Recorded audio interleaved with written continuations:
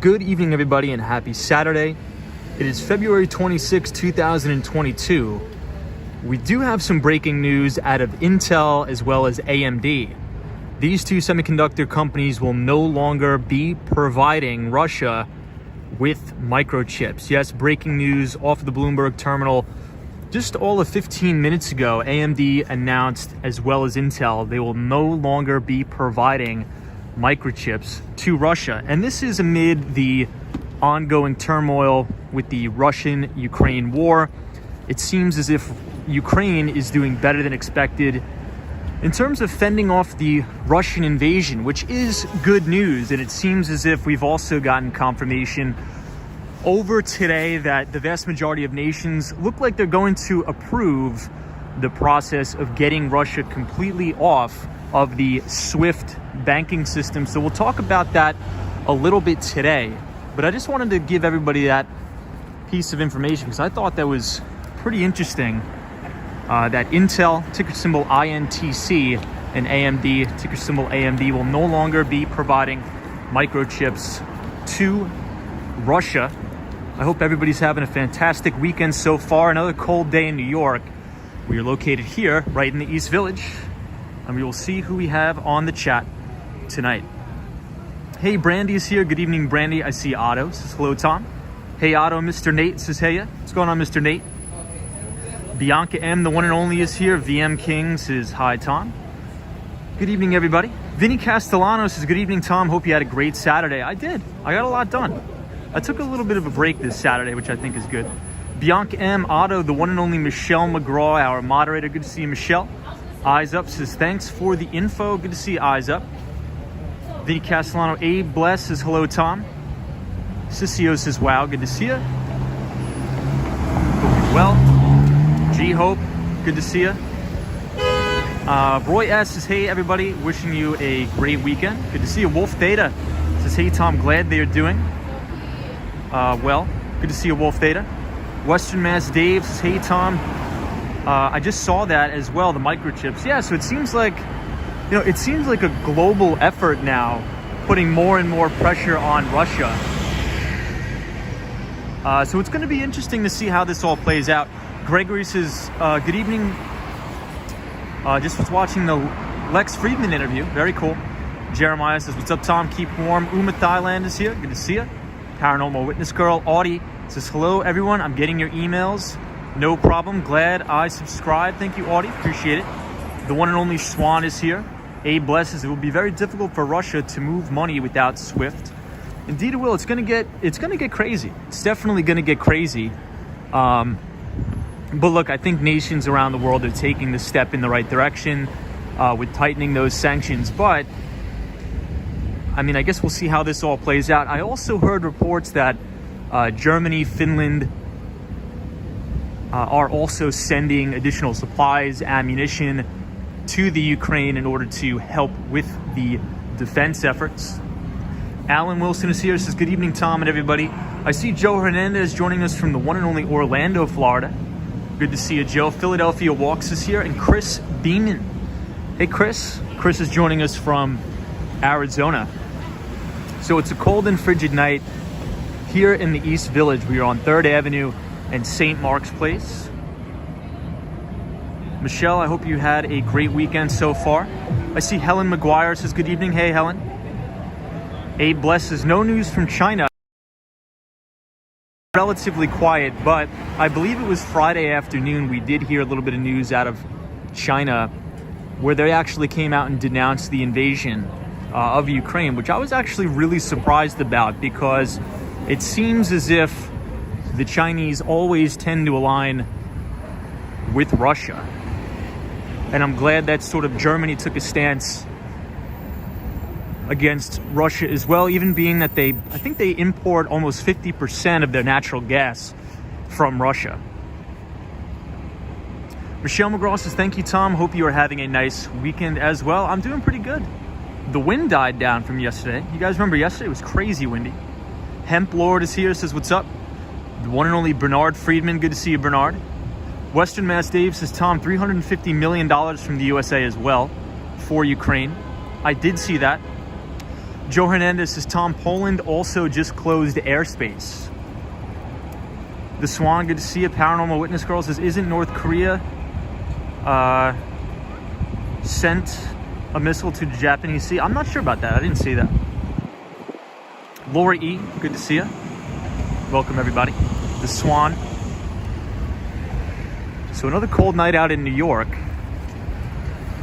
So I think as all of these events unfold, I think one, well, I shouldn't say bright spot. I will say maybe an area of opportunity over the long run is in the cybersecurity space.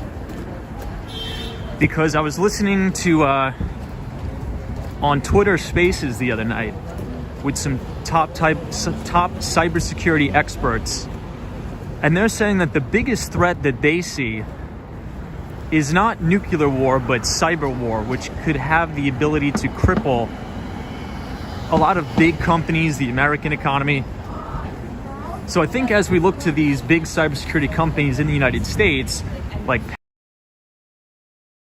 CrowdStrike, Okta, I think that could be a big bright spot or area of opportunity for investment over the long term. We just had Palo Alto Networks come off the back of a great earnings report. Zscaler also had a great earnings report, but their billings were slightly down. So I think over the long term, as we look for those tailwinds, I think cybersecurity is definitely going to be a bright spot for investment. What do you guys think? Eyes Up says, yep, good to see you, Eyes Up. Hey, Carla's here. What's up, Carla? Hope you're well. Lori E, good to see you. CF says, who actually walks New York City while you're in the MIC? Who actually walks? Good to see you, CF. Hope you're well. Western Mass Dave. The Swan says, I don't trust China. Well, I guess we'll have to see. Abe blesses, is anyone considering how Russia will react to the sanctions? That's my biggest concern, because as we understand, Putin is obviously not well, and it's very concerning that they have nuclear missiles. So if everybody globally makes a conceited effort to try to stop him and deter him, that may push him further and further into a corner to potentially use them, which is a major concern for me. Western Mass Dave says, yes, Tom, cyber attacks will more than likely, we will need to be on guard. Yeah, so Western Mass Dave, have you heard about the reports from that cyber activist group, Anonymous, is supposedly making some pretty decent headway at taking down major Russian infrastructure, as well as hacking major Russian television channels and playing the Ukrainian national anthem. Has anybody heard reports of that? I saw that as well. Michelle McGraw says, Tom, it's very concerning.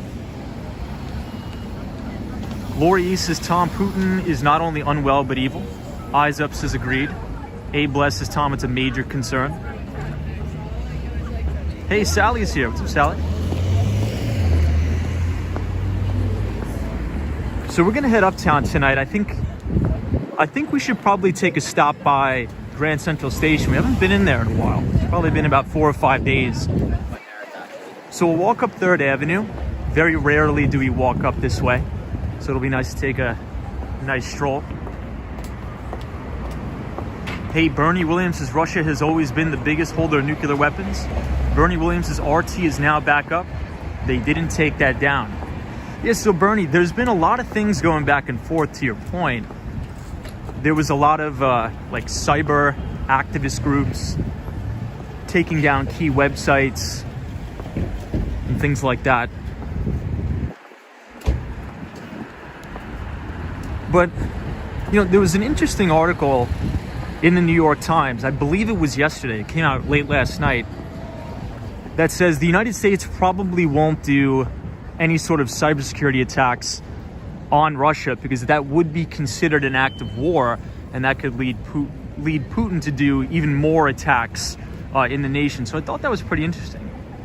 Hey, Beyond the Matrix says, my brother was the super in that building coming up on 14th and 3rd. Wow, very cool. So I think we're on 11th and 3rd. So we'll check it out. Good to see you, Beyond the Matrix. Audie says it's nice to be back. Hey, Vinny Castellano says I love the East Side. It's one of my favorite places too. Bernie Williams says Anonymous did the other day for about 17 hours. Lori E says there's always so many rumors, conflicting reports in times like these. Hard to know what's true. You know, that's something that I've been very, wow, that guy was flying. That's something I've been very, so let's just say this. If I ever see something, I always try to make sure I see it on multiple platforms before I call it true or not. Wolf Theta says East Side is amazing. Blanca Rose, good to see you. How are you? Amelia J says I sort of feel bad for Putin and can't help but feel like the Western media's obsession with him made him lose it. Interesting point, Emilio. Beyond the Matrix, good to see you. Lori E says there's always so many rumors. Agreed.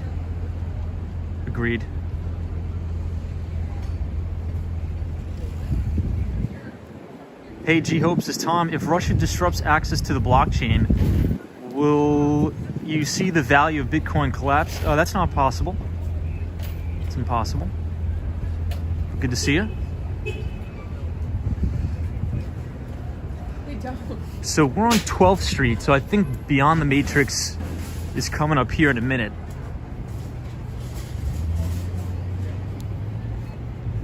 XV004 says, should I buy a townhouse in Southern Harlem for 1.5 million? I don't know if you can get a townhouse in Southern Harlem for $1.5 million. Can you? An entire townhouse in Harlem for 1.5 million?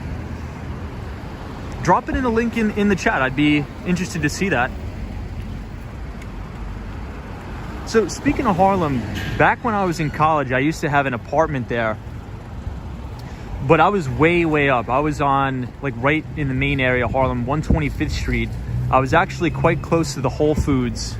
If anybody here in the chat from New York, right next to the new Whole Foods. So I was right there. Well, I was on 127th, but I would get off the train at 125th. And it was a nice area. I actually enjoyed my time living there.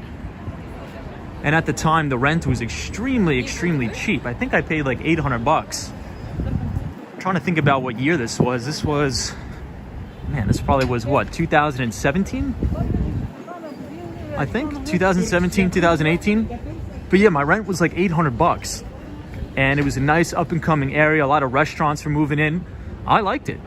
I liked it a lot. And I think the area is only going to get better and better and better in my view. Hey, Shop by Scott says Bill Clinton opened an office in Harlem. Talbot says, hey man. Talbot says, hey man, all is well. Good to see you, Talbot. Hope you're well. Hey, Lee Arnold says, over the past 2 years, we have been told so many lies by world governments. I don't know what to believe anymore. Well, I think you're right. I think there's been a lot of propagandizing going on. Lori E says, Tom, I read an interesting quote today. There are no winners in war, only survivors. That's an interesting quote, Lori. I like that. Blanca Rose says, yeah, it feels like a heavy boating and tense energy in the air, but maybe it's just me. I agree too. I think it's really trying times. Western Mass Dave says, portions of Swift have been okayed from what I've understood. Beyond the Matrix says, Tom, back in the 70s and 80s when I was growing up, my cousin lived on 125th Street in Broadway, and it was crazy back in those days. Yeah, I could imagine, but now, I mean, to your point, you know, that area is completely changed.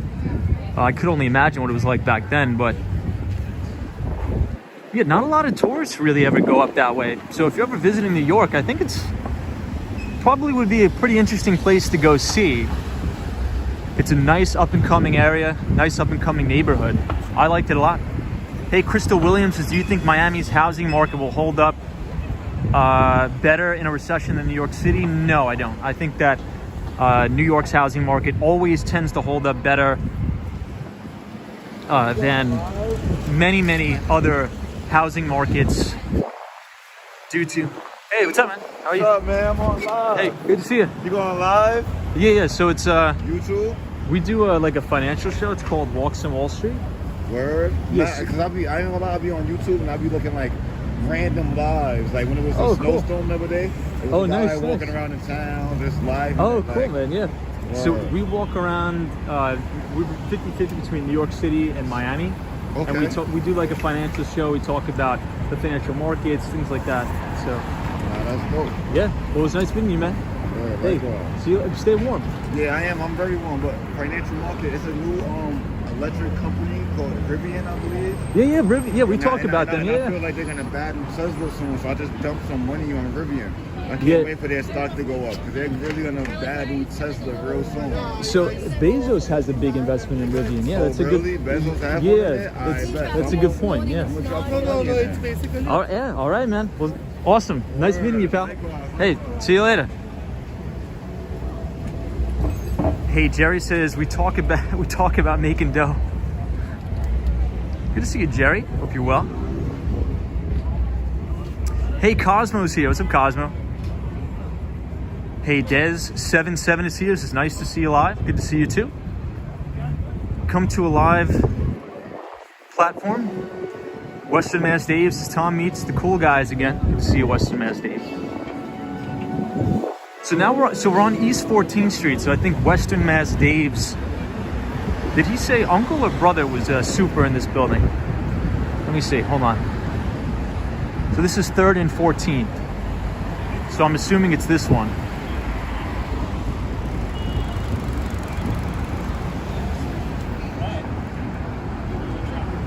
Hey, Dez77, good to see you.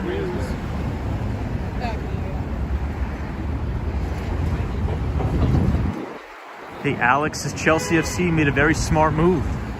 What's up, Alex? Good to see you.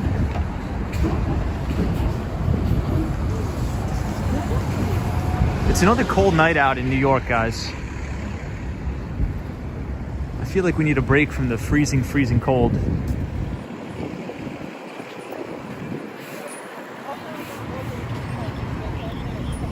Beyond the Matrix, your brother across the street.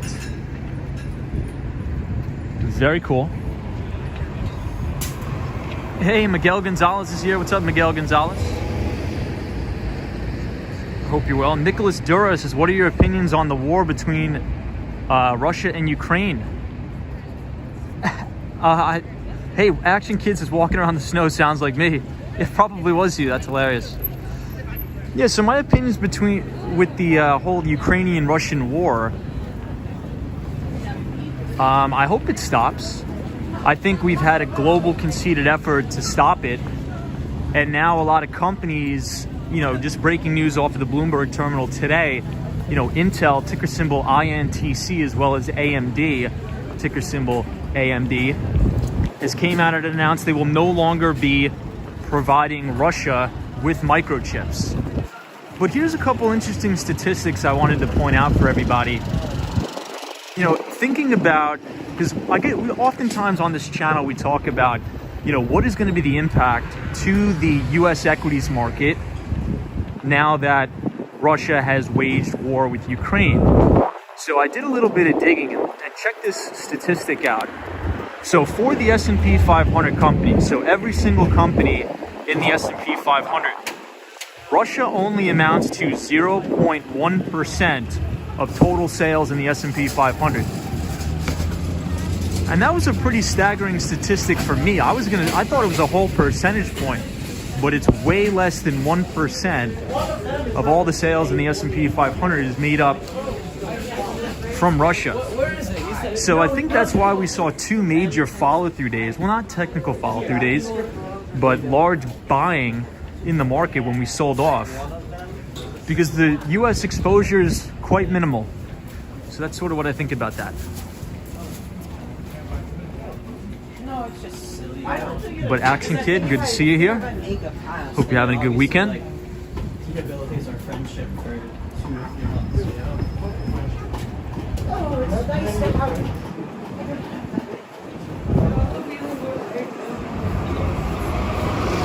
Hey, Tom Arnold says, Tom, why are property prices much more expensive in New York City than Florida?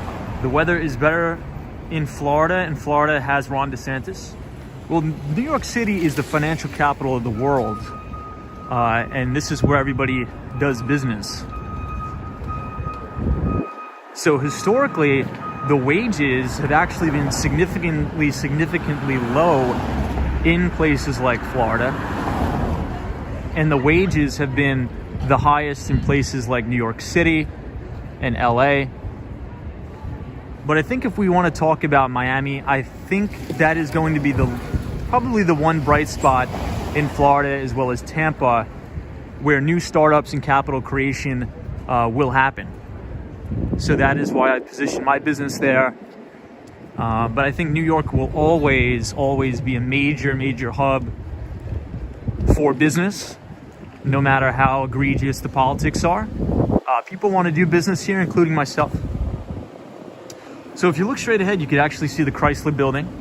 Beautiful view of the Chrysler building. So Hale says hello from Florida, good to see you. Hey, Daryl's here, says hello from Chicago, Illinois, good to see you, Daryl. Bernie Williams says, Tom, if Ukraine goes down, we will have issues with chips, neon, and palladium from Russia. Yeah, you're right. You are right. You're 100% right. So that's another interesting thing I wanted to point out today on the channel. So Russia controls 35% of palladium and 10% of platinum supply. And that is a significant amount. And if we think about how that affects the United States, well, the United States neon supply that is key in advanced lithography chip making is almost entirely from Russia and Ukraine. So the US neon supply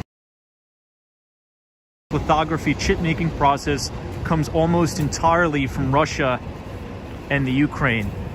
So we have to tread waters pretty carefully here because, you know, as we've been talking about almost ad nauseum now on the stream, is that we are entering into a situation where we have a global, not only here in the United States, but global semiconductor shortage.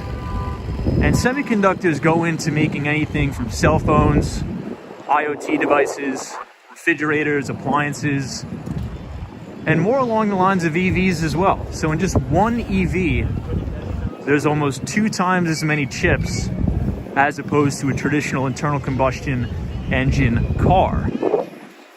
So if we have demand increasing at a time where supply is constrained, you know, we could be seeing more shortages, higher prices going forward. But I'm optimistic about countries around the world trying to mitigate this. But we'll watch it, we'll keep on top of it. But that's a good point. Hey, Sabrina Ferris here, good to see you. Hope you're well, Sabrina. Peter Webley says flights from Russia are still arriving at LAX. Interesting, I didn't know that. Interesting. Peter, hope you're having a good Saturday. We're coming up on 14th Street, Union Square.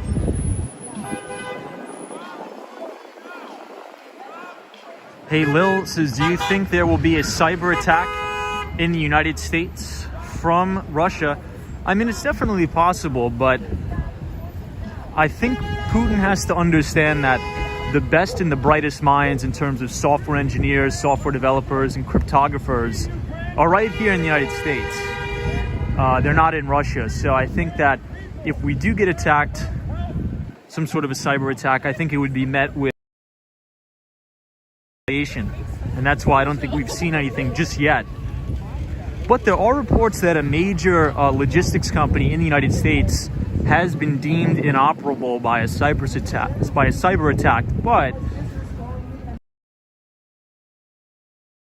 it was Russian cyber activists that did it.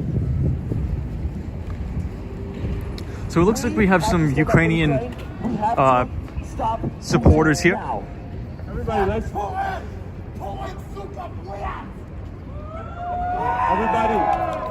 let's bow our heads down and pray for Ukraine. Our Father, in Jesus' name, we pray the Ukrainian people that Jesus will come down. Hey, Pablo, good to see you. And help us as we pray. So I pray, our Father in heaven, in Jesus' name, please help Ukraine. Please let the world this this must end. That the war must end for peace to come. The only peace you will have is peace with Jesus. So please, Jesus, help Ukraine. Hey, Tortellini says we should be helping Ukraine. Well, I think the Biden administration actually just approved, I think it was $350 million in aid. I think maybe even more. But I agree with you, Tortellini. Hey, Ray C says Manhattan has lost its charm. Good to see you, Ray.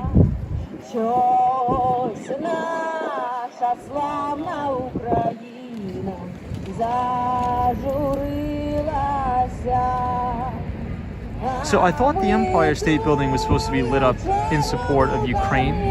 I'm not sure what that color scheme is.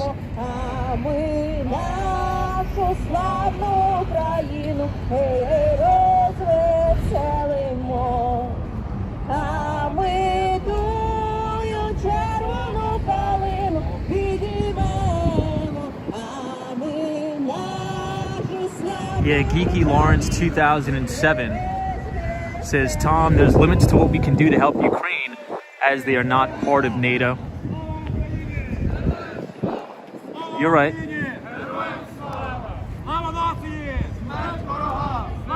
Nicholas Duras says, Tom, personally, I think Biden hasn't done enough. Ukraine is our ally. We need to have troops defending our allies.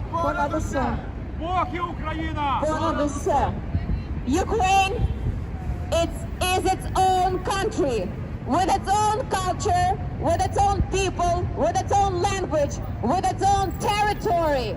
We do not want war.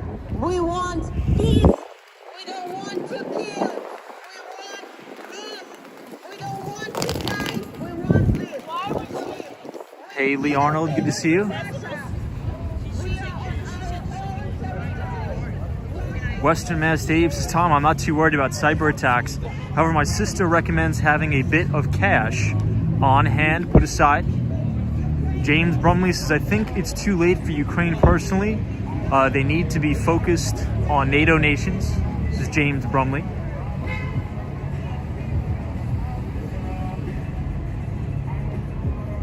Cynthia Beals joining us. Hey, Cynthia. Hope you're well. Good to see you.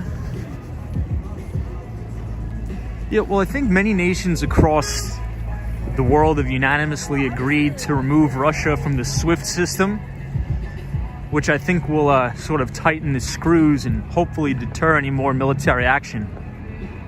But a lot of the things that I've been reading today, it seems as if Ukraine is holding strong in defending their territory. And actually, I've read numerous reports, I think one of which in Reuters, is that in terms, if we're talking about supply chain, a lot of the Russian tanks and other military equipment have actually run out of fuel and are stranded. So, look, I think there's a lot of things, a lot of information flying around, but look, it looks promising. It looks promising that Ukraine is holding strong. And based upon those two statistics alone, and I think the first one was pretty telling, that for S&P 500 companies, Russia only amounts to 0.1% of total sales. You know, if you remember correctly, we were streaming live on Thursday. Futures were down across the board almost 4%. And I think once the market sort of realized that, look, you know, let's not panic. You know, even if Russia cuts ties with us entirely, you know, speaking about S&P 500 companies, only 0.1% of total sales actually come from Russia. So I think the sell-off was unjustified, and that's why we saw that massive snapback rally, not only on Thursday, but also followed through on Friday as well. Hey, Shot by Scott is here. Good to see you, Scott. Scott is joining us from the 305 Miami. Mike C says, Tom, occupying a nation and fighting a resistance force isn't an easy task. Agreed, Mike C. Emilio J says, Tom, I don't even think the Russian military wants to be there doing it. I agree. I mean, I think we could all agree unanimously that nobody, like the common people in the countries, really nobody wants war. I think the vast majority of the people, the regular civilians, nobody wants it. It usually all comes down from these dictators and politicians who are unfortunately sending people to war. Tortellini says, it's crazy some of our leaders are praising Putin. That's not very American, says Tortellini. Western Mass Dave says, Ukraine males 18 to 60 not allowed to leave the country. Hey, Tim is here. Good to see you, Tim. Says, good evening, Tom. All interesting article in the Wall Street Journal today about Russia energy grip on the West. Tim, please, if you want to send that in the chat, I'd love to take a look at that. I'd love to take a look at that. Cynthia Beal, good to see you. Mike C says, Tom, there's also brave souls protesting in Moscow. So I did see that. I think somebody was talking about that in the chat yesterday. I think there was over 200 or so protesters that have been arrested so far. Hey, Denise is here. This is the Empire State Building. Excuse me. Sorry about that.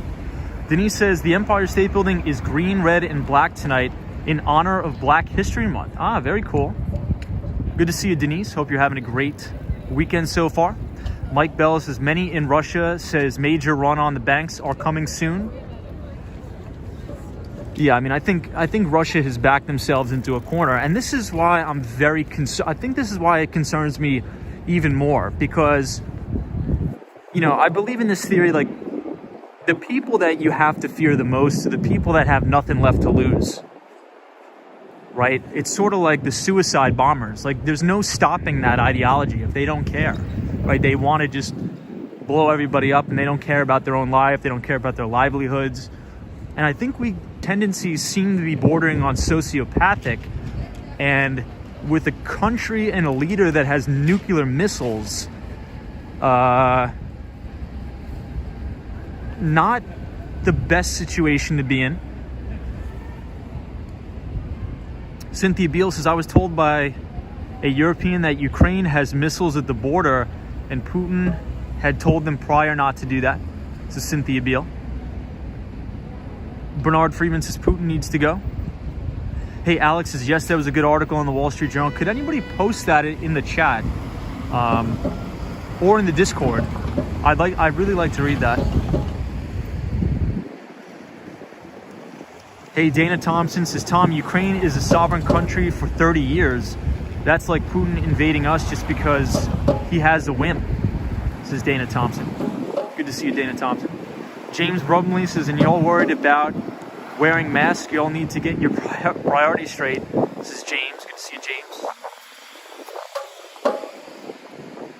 Hey, M. Sai is here. Good to see you.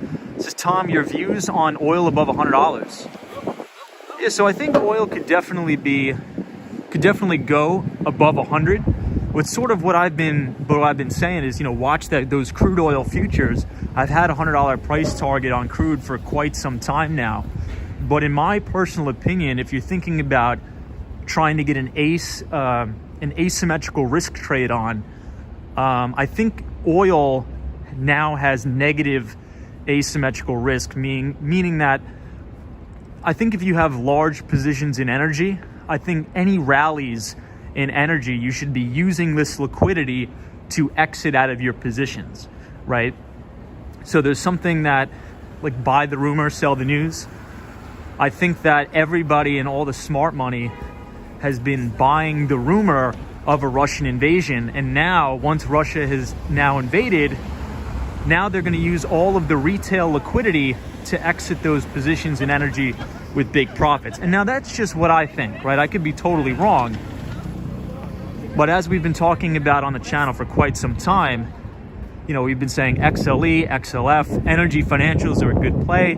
We've been long. I think any sort of rallies here are good to sell into that strength and take profits in energy. Because when you're thinking about an asymmetrical trade, you want to have the risk-reward ratio to be in your favor as much as possible. So what was the better risk-reward trade? Buying oil at $40 and selling it at $100, or buying it at $100 and trying to sell it at $115 or $120?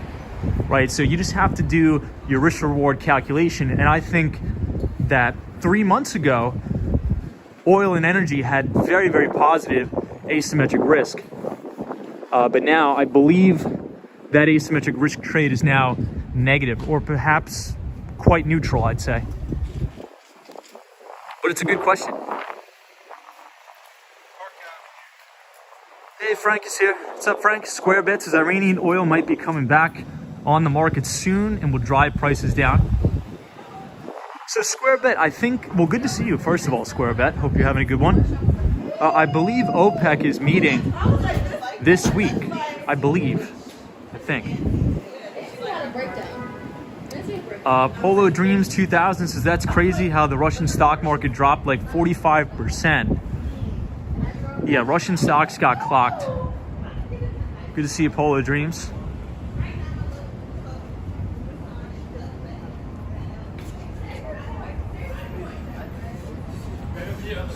So speaking of the Empire State Building, we're going to be able to see an unbelievable view in just a second here.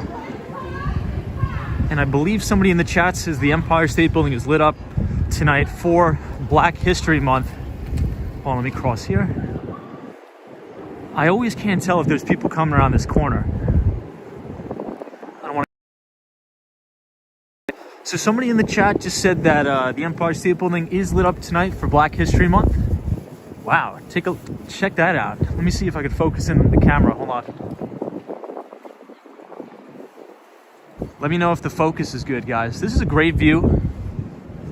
So from 22nd Street and Broadway tends to have the best views of the Empire. Looks great tonight, as always. Yeah, Damon Michaels says great view, fantastic view tonight. The Swan, what do you think about the Empire tonight? Hey, M Wall on the Run says, hi Tom, you're so popular now. I didn't get my shout out. M Wall on the Run. Good to see you as always, my friend. Apologize if I'm missing some of the comments. It's freezing out and my fingers actually don't even work on the screen. Heat Mover 144 says, hi Tom, and everybody from Chile, Philly, what's up? Good to see you. Hope everybody is well. Shot by Scott, good to see you. Numero Uno says, Putin is somewhat smarter than a YT host. He's from toast. He's far from toast. Jay Einstein, good to see you. Ali is here, good to see you.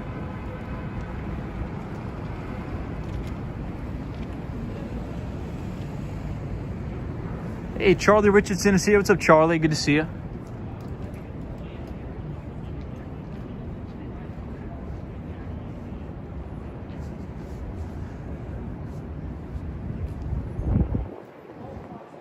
Yeah, Mike sees his less wind tonight. Finally, yeah, the wind, we were getting pelted last night with the wind. But the wind definitely has subsided.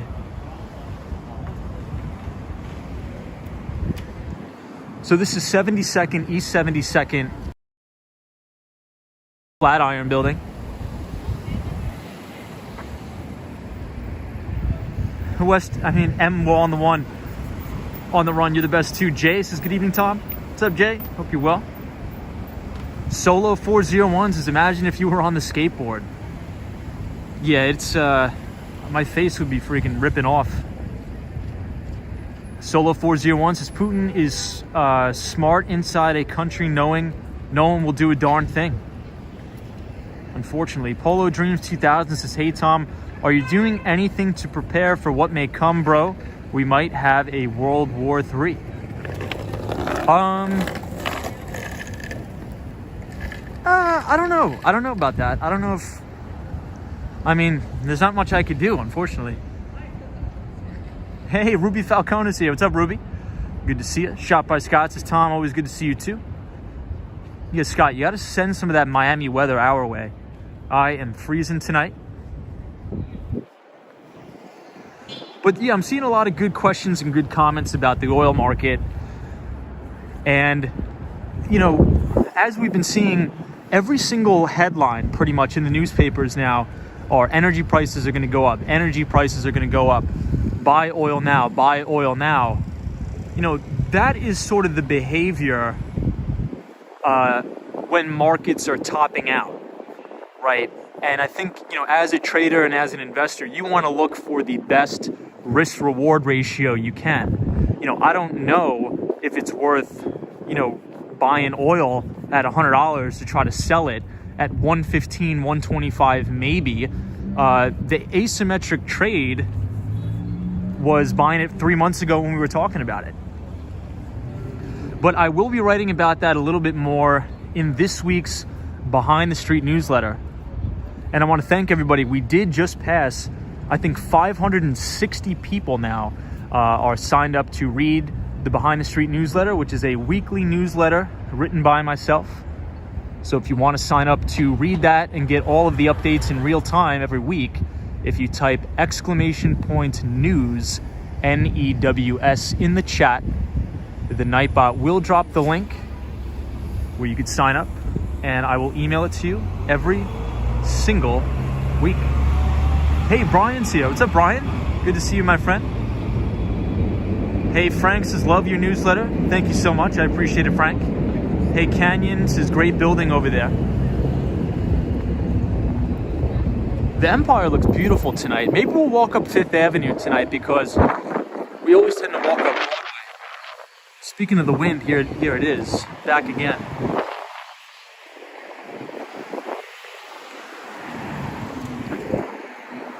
Paranormal Witness Girl, I'm not going to say when I'm going to be places anymore, unfortunately. Brian says, what's up, Tom and everybody? Good to see you, Brian. Yeah, so everybody, just real quick, I know a lot of people ask me, hey, when I'm in Miami, everybody asks me, when am I going to be back in New York? And when I'm in New York, people ask me, when am I going to be back in Miami? I'm not going to be disclosing where I am anymore before time. So I would just please ask to refrain from asking that in the comments, because we have had a couple of crazies. So please just respect that, just for safety for everybody, please. Hey, Western Mass Dave, my buddy. The wind is back again. Indeed it is. Hey, War Walker, my friend from the 305. Good to see you, War Walker.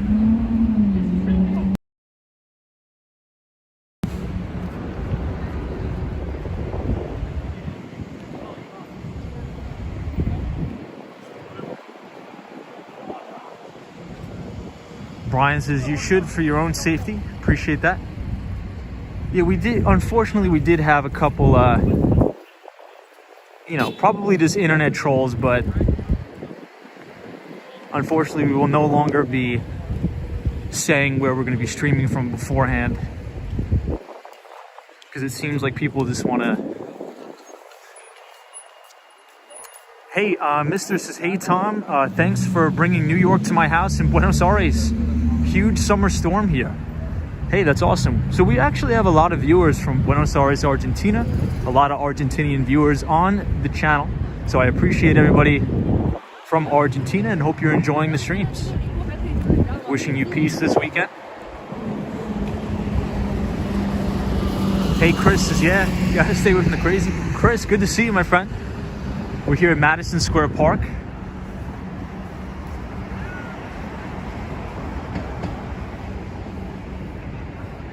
Hey, Crystal says, beautiful evening. Roy S. Good to see you, Roy.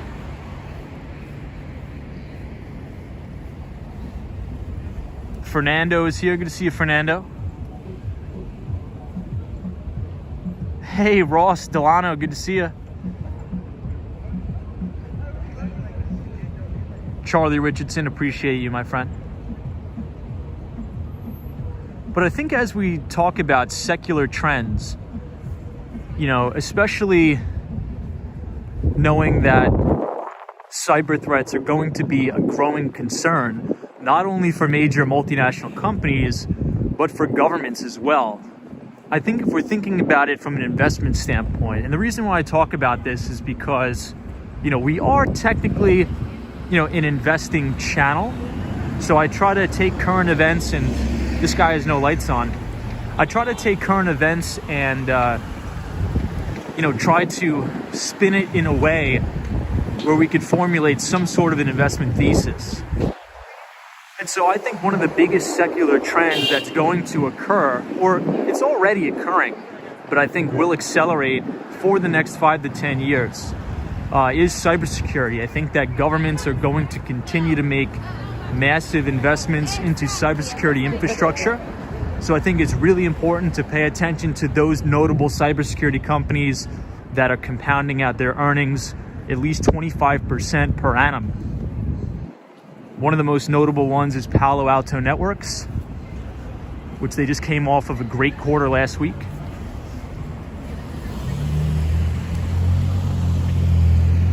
Hey, Marty is here. Good to see you, Marty Lewis. Says, hey, Tom and everybody. Happy Saturday, Marty Lewis. I see Franklin in here. Good to see you, Franklin. Hope you're well. Franklin is joining us from Brazil. Good to see you. Hey, King Prawn Curry, this is Tom. Quantum computing wins. Cybersecurity. Good to see you, King Prawn.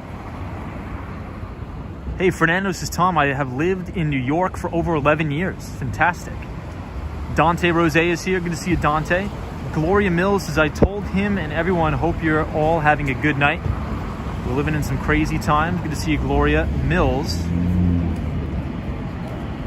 Shot by Scott. Appreciate it.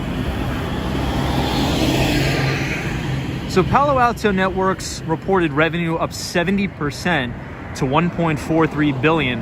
Analysts on Wall Street were expecting it to come in at $1.36 billion, and adjusted EPS was up 12%. So those are pretty good numbers, especially if you can manage to grow your revenues at that scale when you're talking in the billions. I mean, some companies can't grow their revenues 25% when their annual recurring revenue is $100 million a year. So I think it's important to watch those secular industry trends. Also, Zscaler reported earnings, but that stock got hammered after hours because their billings slightly decelerated. But I think over the long term, Zscaler is a great company. And one of the reasons why I have confidence in Zscaler, I believe the CEO owns like 40% of the company.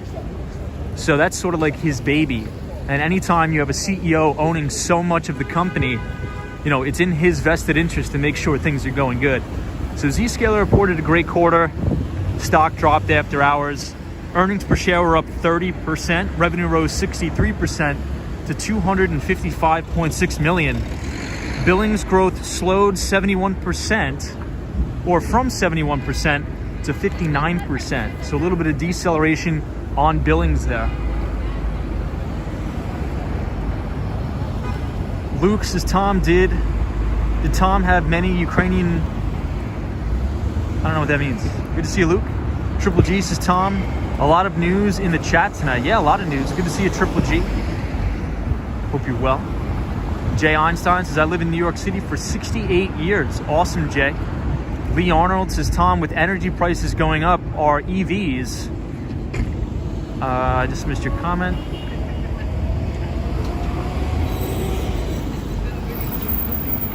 Are EVs... I just lost the comment. Interesting. Yogi says, hey Tom, how long do you think it will take somebody new to learn cybersecurity, and what computing codes programming would you need? So I think there's actually some free courses. If you want to go to, if you want to Google MIT, there's some free MIT basic courses on cybersecurity infrastructure. And you can get some free certifications. Some certification courses if you don't want to spend too much money and just want to get a base overview of, maybe how to develop some sort of a cybersecurity infrastructure. But more along the lines, I would say a good place to start would be just reading into a lot of the top cybersecurity companies and understanding what they do, right? So for example, if you're talking about Okta, which is a cybersecurity company, well, you could look into what they specialize in. And Okta specializes in a cybersecurity called IAM, which is Identity and Access Management. So you could think about single sign-on and things like that. Ping Identity is also a top competitor in the identity and access management space. Zscaler is big into zero trust cybersecurity technology. So there's many different forms of cybersecurity technology out there. You know, you could, you know, be a company that mainly specializes in selling Emotet protection products, which mainly serve to protect against phishing emails. So phishing emails are sort of like emails that look real, like they're coming from an actual company, but they're not. They're malicious and they have malware embedded into those links. And when people click on them, they can infect your entire corporate network.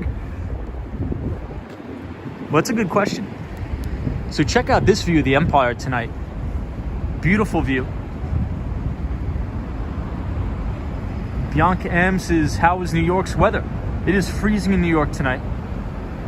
Roya says, Tom, is it possible for any countries to live without international financial systems? Probably not, unless you want to be a total isolationist like North Korea.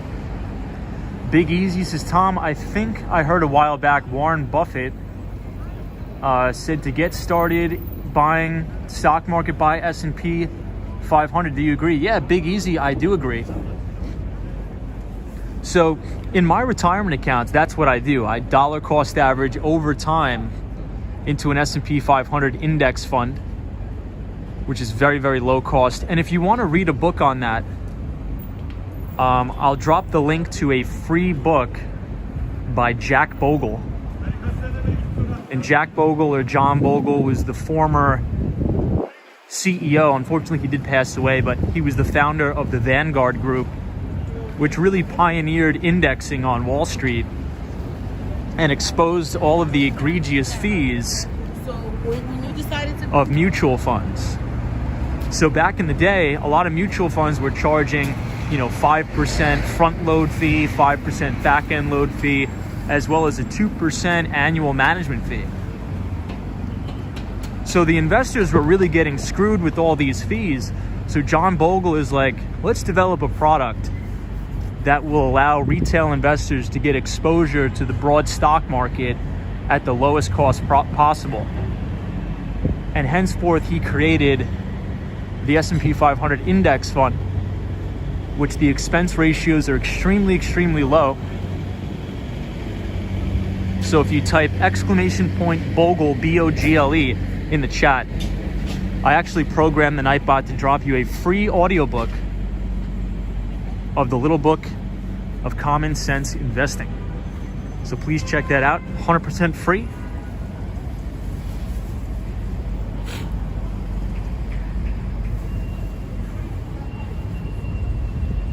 Hey, Victor Perez is here. Good to see you, Victor Perez. Frank Gonzalez says, I believe Tom is not too fan of the World Trade Center Memorial site. I'm a fan of it. I just don't really like going there too much. Quint says Vanguard is a good company. It is a good company. Kelvin says pray for Ukraine. Agreed. Lewis says what a beautiful view. Perry Kirby says imagine metaverse without cybersecurity. Bianca M, good to see you. Charlie P, good to see you, Charlie P. Joda, good to see you. M Wall on the Run says just got news break. Putin blew up gas deposit and pipeline in Ukraine. Wow, it's an ecological disaster. Oh man. Tim says Fortinet, Zscaler, CrowdStrike, and Palo Alto networks all up at least 400% off of 3-year lows. Those are some pretty strong gains. Dogman says, Tom, the Empire State Building is lit up for Black History Month. Yeah, and it looks great tonight.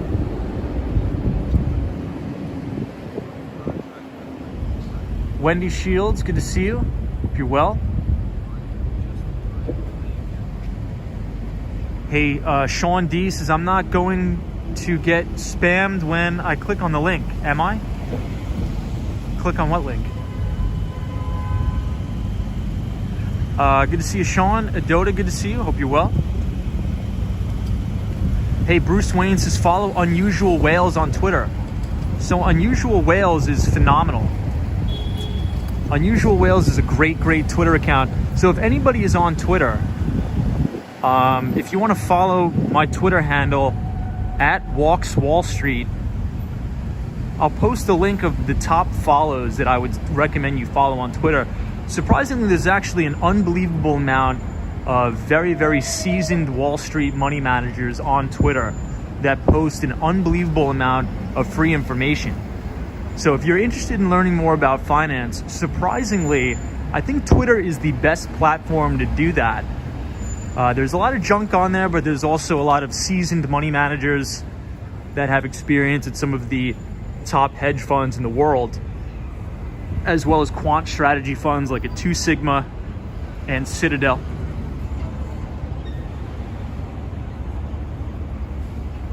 Pablo says, hey Tom, what do you think of Dogecoin? I don't really think about any of that stuff.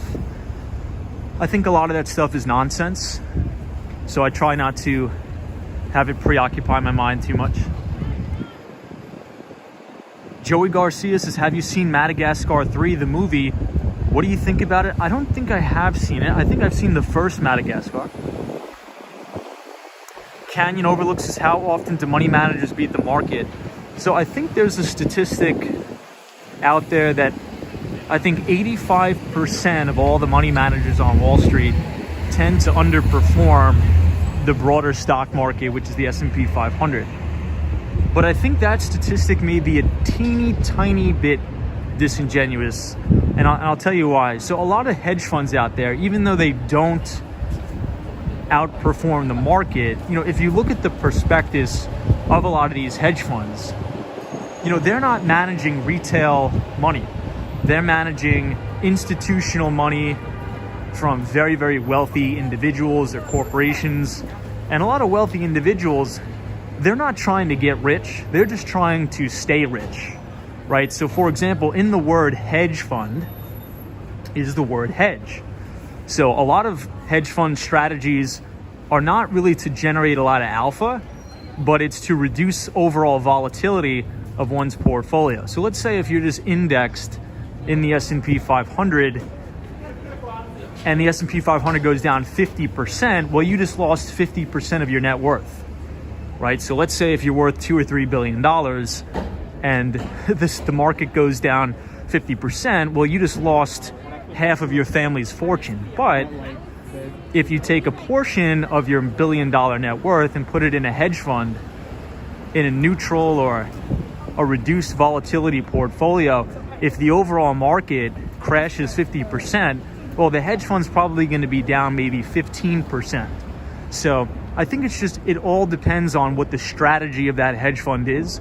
A lot of them, yes, they do try to generate alpha, but some of them are meant to just reduce overall volatility. But it's a good question, and many of them do not outperform the overall market. Hey, Tom says, what is your Twitter name again, Tom? I can't find it. So Tom, if you go in the link in the description of this video, I posted a link to my Twitter, but it's @WalksWallStreet. So WALKS Wall Street. Bruce Wayne, hilarious comment. Bruce Wayne says, Tom, the politicians always beat the S&P 500. Hilarious. Ruby Falcone says, great view there. Yeah, Ruby, this is the One Vanderbilt, beautiful building, one of my favorites. Dean is here, good to see you, Gene. Joda is here. Andreas A says, don't forget some hedge funds don't invest in equities. That is true. Andreas A, you're good, you're right. Canyon says, just buy 50% S&P 500 and total bond funds, says Canyon. Good to see you, Canyon. Chris Beeman says, well, kick your shoes off, put up your feet, and enjoy your time together. Andreas A says, momentum hedge funds are ideal for this, says Andreas A. Hope you're having a good one. Squarebet says, last year's star was Kathy Wood. Next year will be somebody else. Yeah, so Squarebet, did you read, I think you would like my last edition of the Behind the Street newsletter.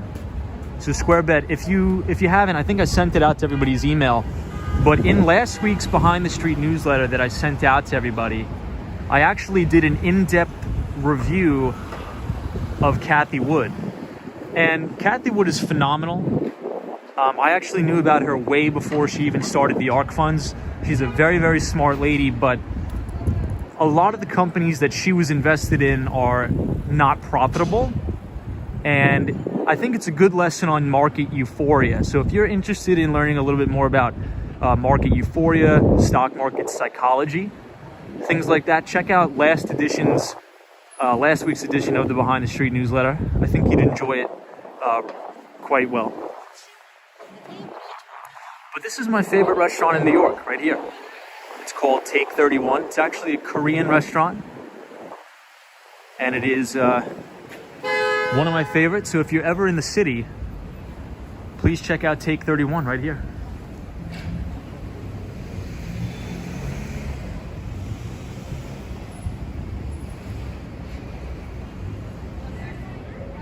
Dean, good to see you. Triple G's is amazing how Pelosi beats the S&P 500 over and over each year. Yeah, I think a lot of politicians, it's not just, I know everybody likes to pick on Nancy Pelosi, and sometimes I do too, but it's Republicans as well. The Republicans do it just as much. Hey, Deja Vu, good to see you. It says, what was the book about crypto you mentioned? So the Bitcoin Standard is a great book. Bernard Friedman says, Tom, I saw Billy Joel live 50 years ago. It's awesome. Dogman says, Pelosi's husband is also very experienced. I think Nancy Pelosi's husband was former MD at Goldman, I believe. It was either Goldman or Morgan Stanley. I forget. One of those two. Yeah, Chris. That's one of my favorite places. It's called Take 31. Great spot.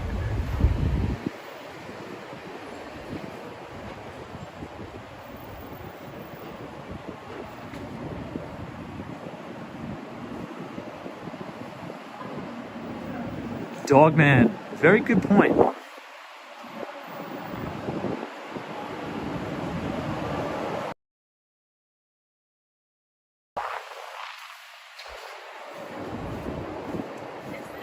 Western Mass Dave's, Tom, thought of you today. Was at Walmart, and they have, I just lost the comment. Display celebrating 50 years of Billy Joel. Wow.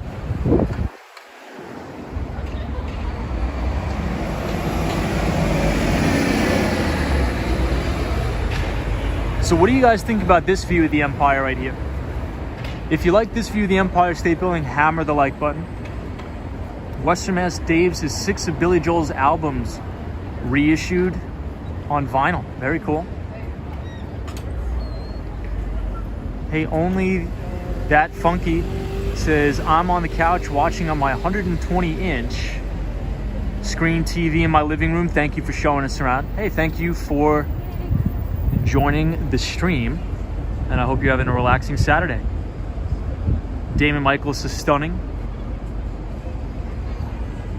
Ruby Falcone, one of my favorite buildings there.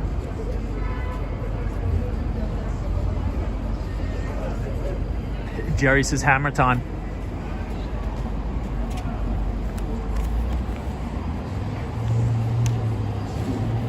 So we were approaching Koreatown. We were here last night, but this is one of my favorite locations in the city. 32nd Street, Korea Way. And we're coming up on what I would say is the best K barbecue spot in the city, which is Baekjung. And it's going to be on the right here. We'll take a quick walk. I'll show you guys the outside.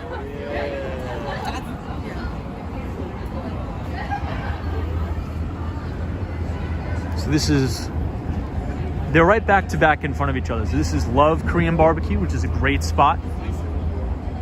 Hey, Clarissa is here. Says, Tom, I am smoking a joint and walking with you. Awesome. Hope you're enjoying the joint and you're enjoying your Saturday night. Thank you for being here. So that is Love Korean Barbecue, but this place, in my opinion, is actually a little bit better. So if you ever come to New York, make sure you check this place out right here, called Baekjung. It's New York City's #1 Korean barbecue. Fantastic place, highly recommend it.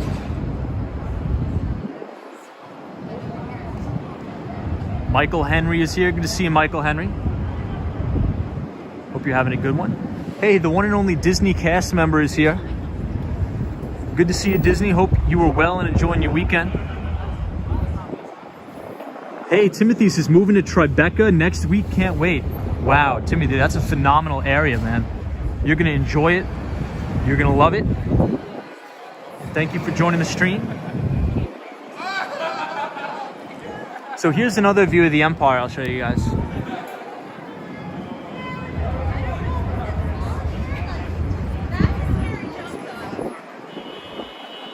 So the Empire State Building is lit up for Black History Month tonight, according to the viewers in the chat.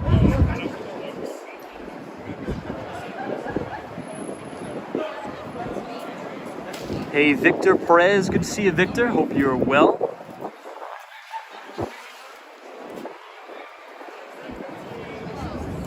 Frank says, Tom, when you're back in Miami, try Sugar's BBQ near University of Miami. Let me take a screenshot of that. I would like to try that.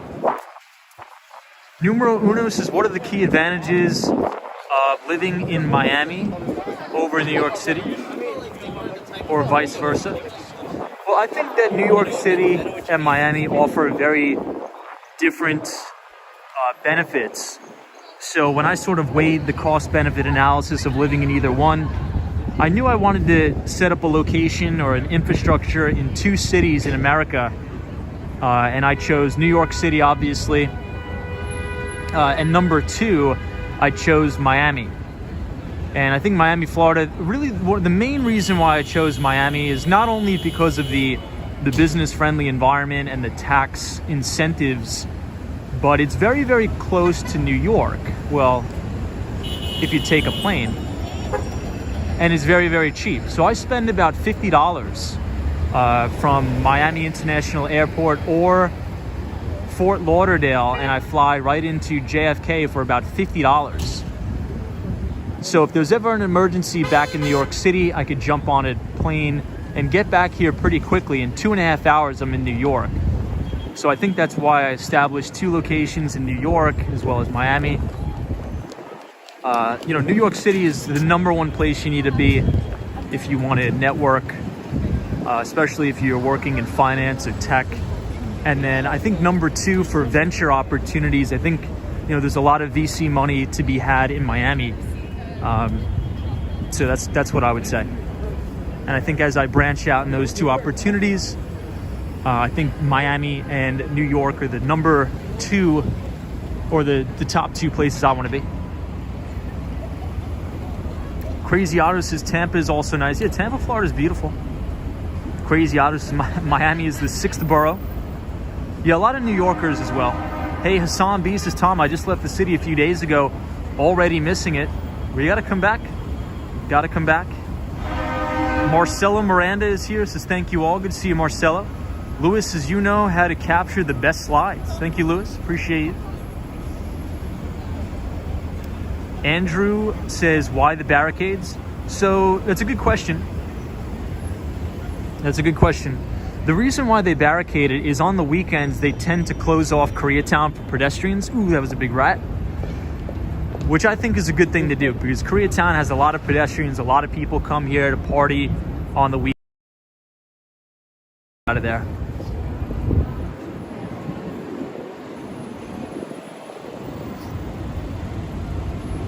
Hassan B says, Tom, thought you like to fly private. Yeah, right. Good to see you, Hassan. Gerald says, what about Silicon Valley VC money? Yeah, I think that, a lot of so right when I graduated college, I was going to work in the Valley. But, that's just, I don't want to get too political, but it is a disaster there. Alexander says, Tom, have you ever walked across the Brooklyn Bridge? We have. So during the summer and the spring, we actually used to skateboard over the Brooklyn Bridge. Does anybody remember those streams when we used to skateboard over the Manhattan Bridge and Brooklyn Bridge? Those were good times. Hey, XXX says good night, everybody. Good to see you, XXX. Hope you're well. Jamie Price, the one and only. Good to see you, Jamie. The Swan says, Tom, don't say that even if you see one. Freaks me out. Yeah, the Swan is from Ireland. He doesn't like rats. The one and only NNB045 says, happy Saturday, Tom, and everybody, what's up? Good to see you, NNB045. So we're walking in Koreatown tonight, but we were just briefly covering the breaking news out of AMD and Intel. So Intel, ticker symbol INTC, and AMD actually just announced that they will no longer be supplying Russia with microchips. And that's a big step, that's a big move. But also putting this into perspective, you know, as we were talking about the big equity sell-off on Thursday, but we did tend to rally on, actually the big equity sell-off on Wednesday, but we did rally big on Thursday and Friday. You know, if we think about all S&P 500 companies, just 0.1% of the sales in the S&P comes from Russia. So I think that sell-off was a big overreaction because there's not much revenue that comes out of Russia anyway. Hey, Ranaya Cohen says, Tom, this is my first time joining one of your streams. Well, it's an absolute pleasure to have you here, and hopefully we have you back for more streams in the future. Well, thank you for joining. Hex Dev Dog says, have you ever been to McDonald's? I heard it was pretty good. I don't think I've heard of that before. Do you know where they're located, perhaps? Kumar says, hello, I'm from India. Good to see you, Kumar. Hope you're doing well. To our pal, Kumar. Joey Garcia says, beautiful night. Good to see everybody from India. San B. Good to see you. Hey, James says, greetings from Australia. Welcome to all of our Australian viewers.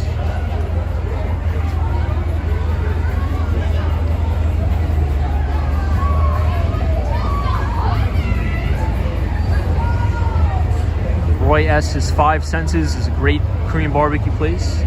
You know, I haven't been to this, I haven't been here. Now I'm actually curious to try it. Jason Francis says, good evening, Tom. Good to see you. Juan Vega says, hello, Tom. Do you see more solid gains for this week? Well, I guess we'll have to see. It looks promising on Friday's price action, because one day obviously doesn't make the market, but it was encouraging that the market did follow through on Tuesday. But then again, you know, all of the major moving averages are rolling over here, so price is going to be bouncing into those major moving averages, but we'll keep an eye on it and wait for a follow-through day.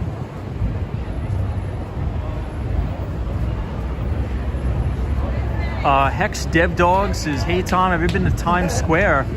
I heard it was an obscure location. I'm not too sure about that. Sandrina says, hey Tom, when will we be back in Miami? So I'm not going to be announcing where I'm going to be places, unfortunately, anymore, but very soon. JQG Atlas says, hey Tom, busy night in Koreatown. Good to see you, JQG Atlas. Hope you're well. Lemonade, good to see you, Lemonade.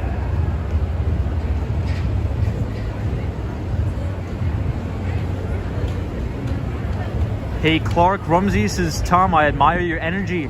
Does being around so many people and busyness ever wear you out?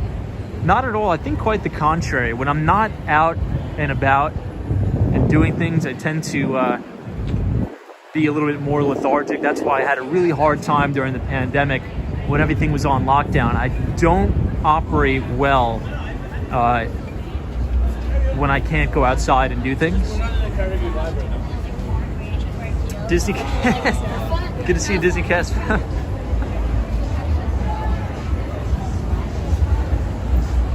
Disney, so I was looking at the photos of the house. It's coming along great. Hopefully you got a chance to enjoy the weekend and enjoying your Saturday.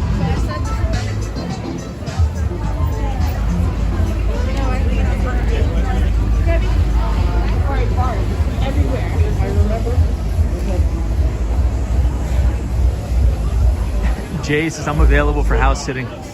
Like, that's okay.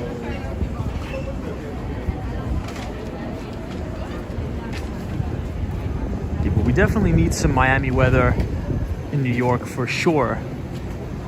Hopefully we'll be getting that sooner rather than later. A lot of people out tonight, which is encouraging. Good to see the city coming back. Hey, Palo says, I am from Chile. Welcome to all of our viewers from Chile. Welcome. Big Easy says, Tom, you must be in great shape as to how much you walk. Yeah, I think we probably do, what, maybe 5 miles a night, perhaps? Hey, it's just the camera says, I visited New York, Tom, in 2008 and took the Staten Island ferry and remembered my friend telling me that it was the only way to get there. Then I found out the Verrazano Bridge. Good to see you, It's Just Camera. Thank you for joining us tonight. Good to see you, Chris Beeman. Lil Duck 52 says 32nd Street isn't considered Midtown. Good to see you, Lil Duck 52. Hope you're well. Enzo Perry says, Tom, do you use Binance? So I personally don't. Well, I'll rephrase that. I have a Binance account, but I do not actively use it.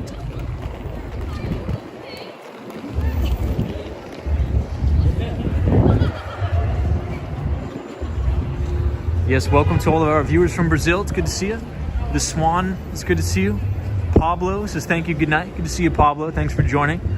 Hope you have a great rest of your Saturday. Andreas A says investing perspective on Chile. To be totally honest, I don't really have a perspective on that. I don't know enough about the Chilean economy. Oh, LI is for Long Island. Hey, cool. Long Island Duck 52. I believe that's a baseball team, isn't it? I think it's like a minor league baseball team on Long Island. The Long Island Ducks. Well, thank you for being here. Long Island 52. Hey, the one and only Jonathan Francis. Good evening, Tom and company. Good to see you. Jack says, Tom, last night you said that China condemned the attack. I cannot find that anywhere. So I read that in a Reuters article. But if you're in the Discord, Jonathan France, I'll send it to everybody in the Discord. Hey, Twiggy. Brazil. Hey, greetings everybody from Brazil.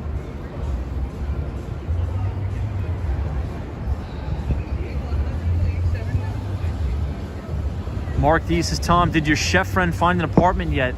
He did. So finally. Good to see you, Mark D. The one and only British Gray says, good evening, Tom, Cosmos Scary, and the Swan. What is up? British Gray is joining us from Tampa, Florida, where the weather is much better than here. Hey, Jimmy Joe says, hi. You're keeping well, mate. Hello from Ireland. Ah, very cool, Jimmy. So, Jimmy, my family is from County Mayo. I'm not sure if that's close proximity to you, but that is where my ancestors resided. County Mayo. The Swan, I think that's near you, is it? At least I thought I remember you saying that. Hey, Berth Bueller's here, says hello, Tom. Tom M says immediate answer to Biden gas failure equals reverse Keystone Pipeline decision / reopen Fed lands for drilling, revoke bans on oil and gas leases, cut his lousy regulation, and there's more. Says Tom, I would agree with that. Hey, Ed is here, says miss walking in New York City. Thank you for sharing. Chi-Town in the house. What is up, Ed? Thank you for being here. I see Jennifer Kelly is here, says hi, Tom. Greetings from Miami, Florida. We'll be back in Miami, Florida soon. Love Miami. Miami's a great place.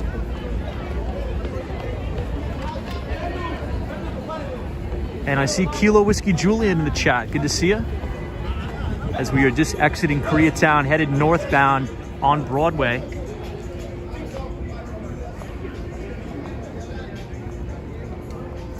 Kilo Whiskey Juliet says, Tom, there used to be a hockey team called the Long Island Ducks. They played in Comac long before the Islanders existed.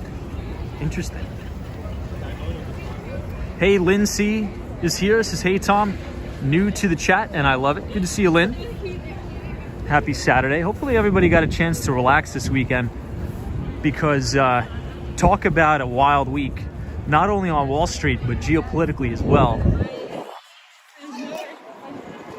Hey, Patrick, New York. Good to see you, Patrick.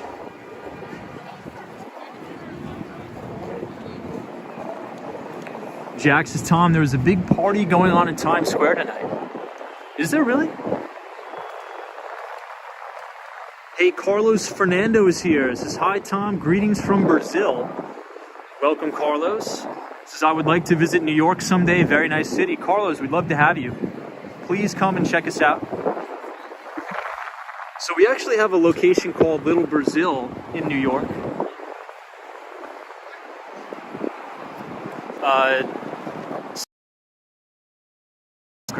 So I didn't used to play poker, but now a lot of my friends are getting me into it. So I actually just picked it up about a week ago. So hopefully, one of my good buddies sent me a couple poker books. What about you? Do you play poker? Hey, Chris Beeman says, Tom, calls was crazy today. Online orders keeping me busy. Good job security. Wow, that's good. That's good, Chris. Yeah, so, you know, that's actually a good point. So, Chris, you're seeing a lot of people, they order the products online and then they just go in the store and pick them up. Probably because they want to limit their proximity to being inside, maybe due to the pandemic. And I also think Kohl's now is a location for Amazon returns. Is that true? I think Amazon made a partnership with Kohl's to try to drive some traffic there.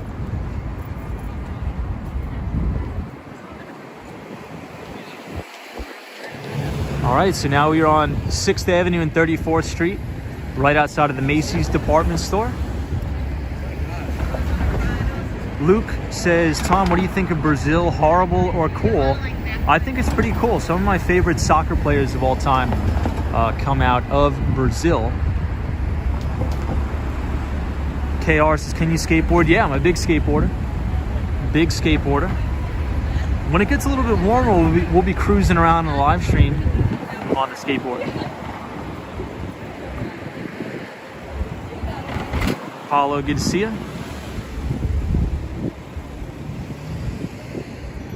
Wow, we have a lot of Brazilian viewers tonight.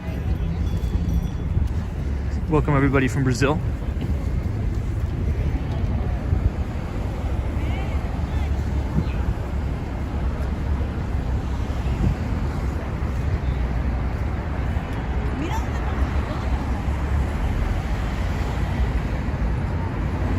Jamie Price says, hey Tom, how you doing tonight? I'm doing really good.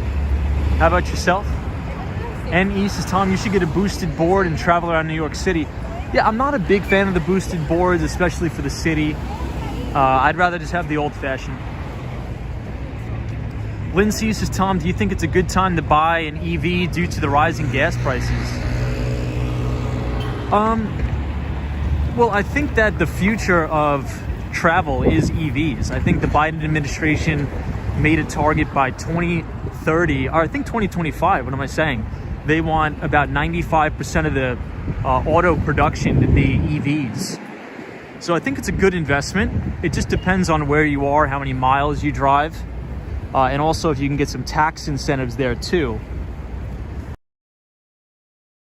Personally don't drive, but I think if I did drive, I'd probably buy a Tesla, I think.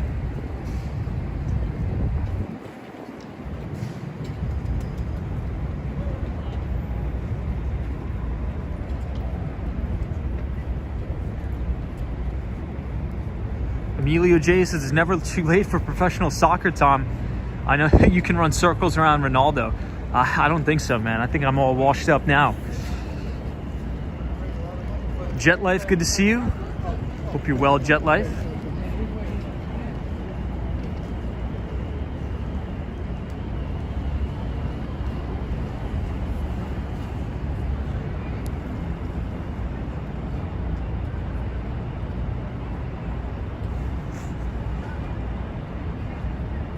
Hey, Long Island Duck 52 says NYFC starts tomorrow. Dog Game says, I am from Australia. Good to see you.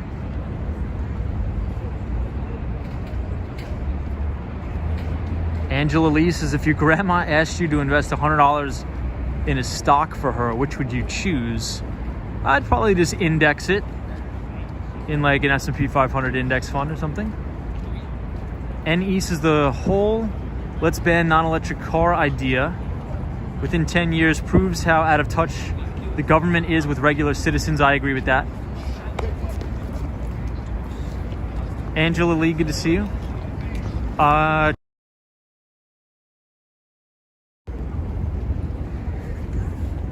Marty McFly.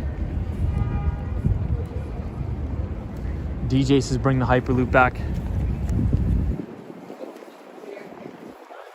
So in another piece of breaking news out of Apple, there's rumored to be a third generation iPhone SE that is going to drop at Apple's next event. So it should be an iPhone SE 5G. And Apple's really trying to do this to corner the smartphone market and try to beat out Samsung. Because as we know, the vast majority of the market, or the smartphone market, is actually dominated by Samsung.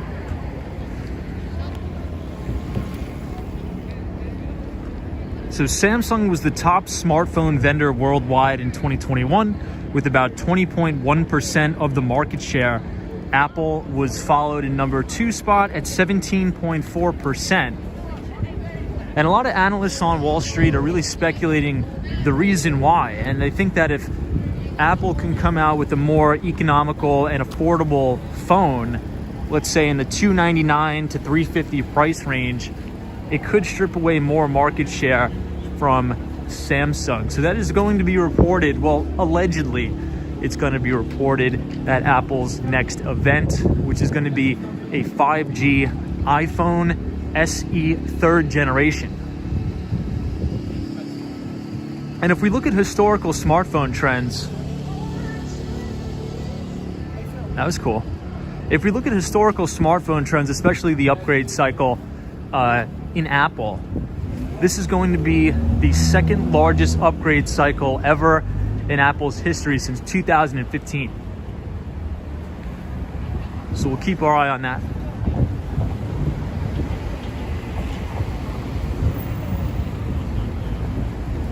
And Apple's coming off a fantastic quarter as well. It was their highest earning revenue quarter in history.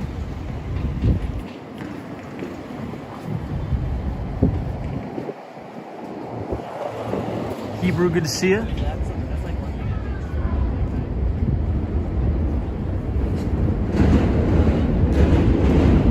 Richie says, Tom, Apple devices are not worth the money. Good to see you, Richie. Hope you're well.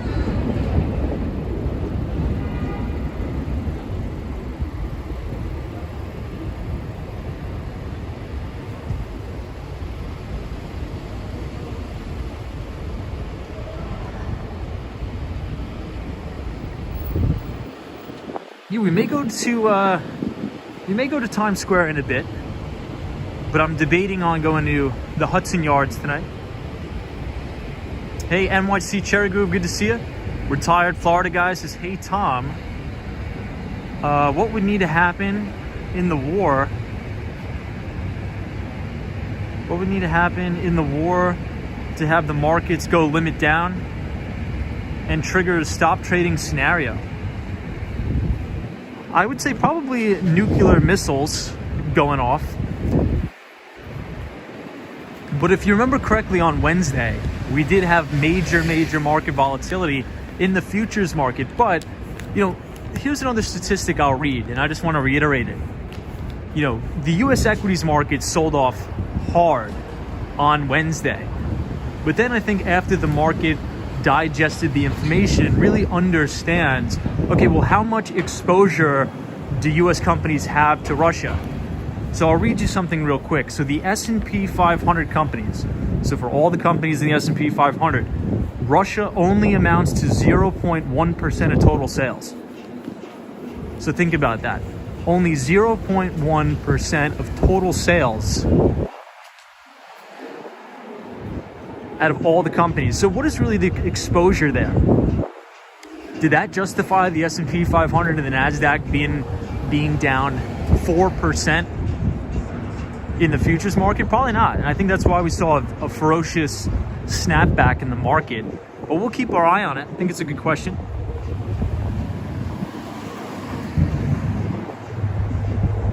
Hey, Durman, good to see you.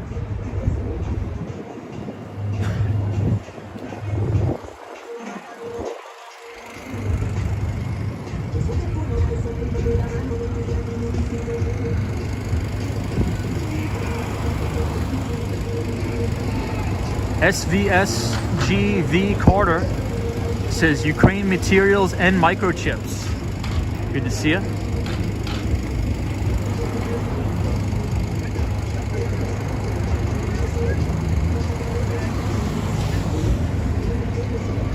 Hey, Lady O is here. Good to see you, Lady O.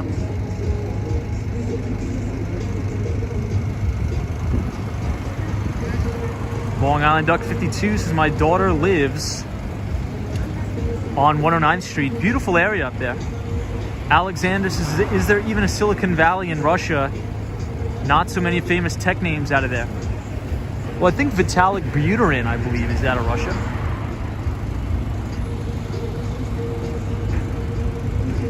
Enzo, good to see you.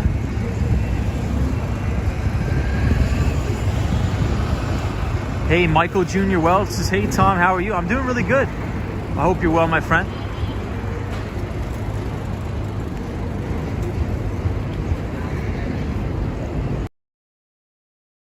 I'm not too sure. I don't have a watch on me, but I hope you're well.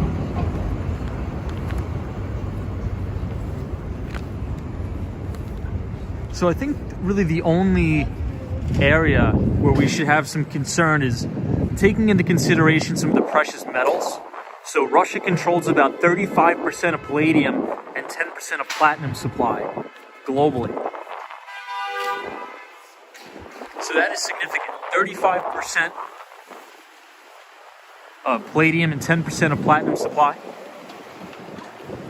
And the United States neon supply, and it is key in the advanced lithography chip making process, comes almost entirely from the Ukraine and Russia. So neon, obviously, as somebody in the chat said before, if we want to talk about semiconductor and chips, extremely, extremely important. But speaking of that, breaking news across the terminal today, they said they are going to disband any sales to Russian entities. Both Intel and AMD have announced that. NMB 045 says, Tom, I heard U.S. farmers are switching to soy crops away from corn because of the high fertilizer costs associated with corn. Yeah, I heard that too. I read that in IBD recently. I think corn futures and wheat futures as well skyrocketed because Russia is a major, major producer of wheat. Hey, Frank says, and to think we had our own energy supply until 2020 disaster. Yeah, so we were energy independent. Hey, Crazy Otto, good to see you. Hope you're well. Richie Dupe says AMD and Intel say they no longer sell chips to Russia. Yeah, that just came out today. That was crazy. Good to see you, Richie Dupe. Hey, Gummy Bear is here. Says SNL is on. Good to see you. Hey, Mona D is here. Good to see you. Hope you're well. Michael says, did you ever come inside the Whole Foods yet? Not yet, but I will. Hey, Tim says, Tom, interesting. Elon Musk says that the company's Starlink satellites are now active in Ukraine. I did see that. I just saw that after... What's going on here?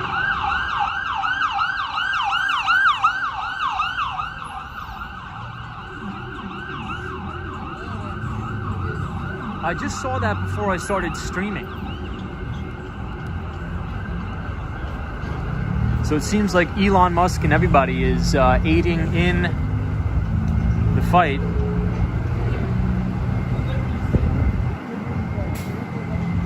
Hey, Dean is here. Good to see you, Dean.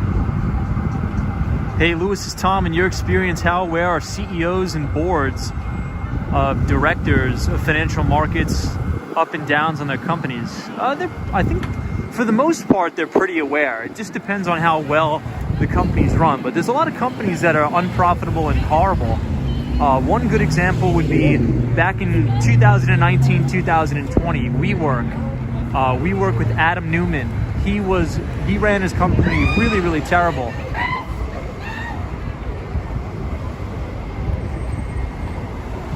Hey, Long Island Ducks is Tom. I paid $3.51 for gas today. Wow.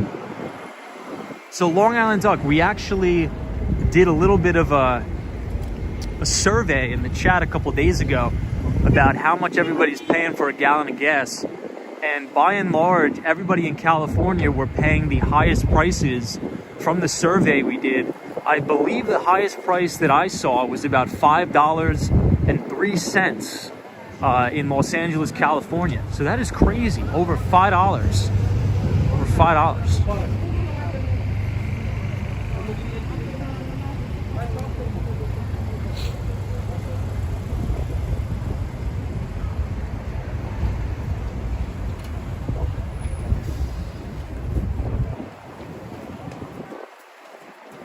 Hey, Heat Mover 144, good to see you. Hey, Eyeglass Lady says, Tom, gas is $4.55 where I am in California. Carter says, Miami or New York if you just got to pick one. Probably, that's hard. Probably New York. We're going to get away from that. Probably New York. If you had to pick one, but I never want to pick one. I always say both. If I really like two things, I never decide between one or the other. I always figure out how to get both. Always try to figure out both.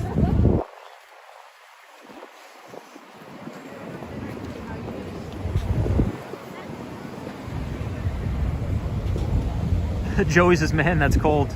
Alexander says, I paid $5.25 today in California, says Alexander. Jeez, man. Wet Soup is here, says paid $5.09 in California as well. That's a lot, man.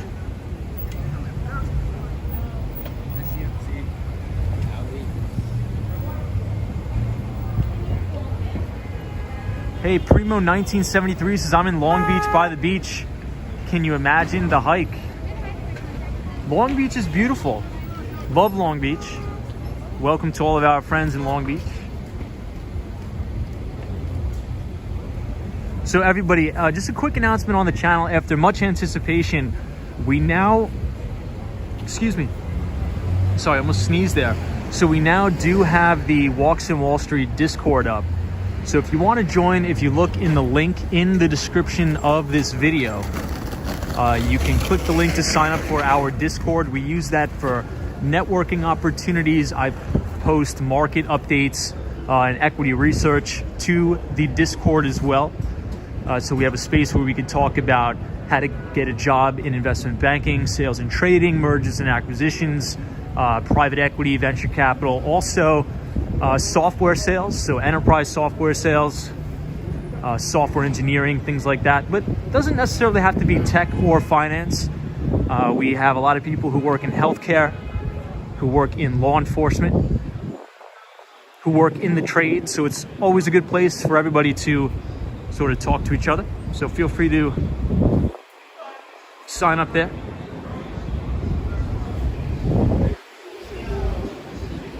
And if you want to connect on LinkedIn, link in the description, you can follow the Behind the Street LinkedIn page for more networking opportunities where you can read the newsletter as well.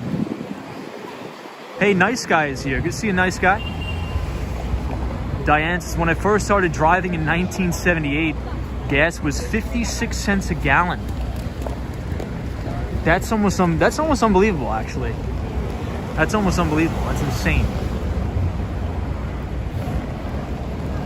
Hey, Steve Buffalo says, Tom, just saw an Atlassian Teams commercial during your live stream. No way. Really? Atlassian is starting to do marketing now. That's pretty interesting. Good to see you, Steve. Hope you're well.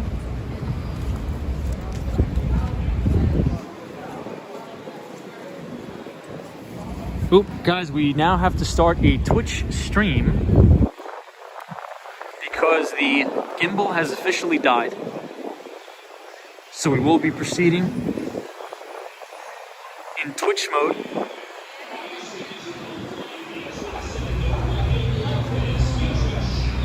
Ruby Falcone says Twitch stream, here we come. Roy S is Twitch time. Thumbs up in the chat.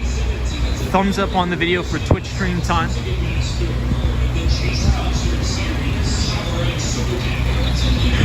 NB045.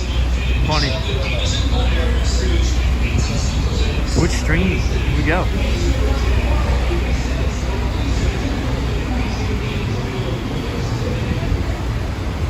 M. Wallner runs like Tom. Says Tom, what does the gimbal do?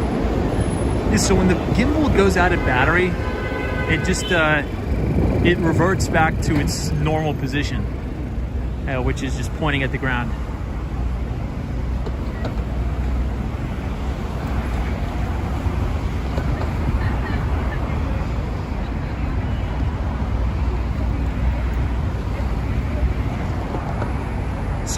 So now we are gonna cross 7th Avenue and head towards the Hudson Yards and the Moynihan train station.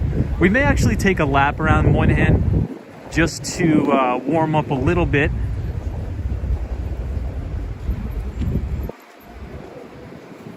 Hey, Tom AK is here. What's up, Tom? Hope you're having a good day so far. Hope you're enjoying the weekend.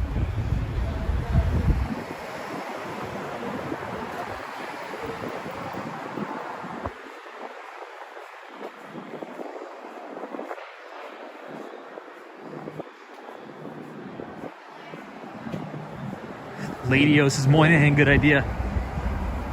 Lady-O, hope you had a good Saturday. Angela, hey, Angela Lee's back. Good to see you, Angela Lee. Says looks a little bit dark and eerie back here. So this is right behind Madison Square Garden, or MSG. This is actually where the players go in and out.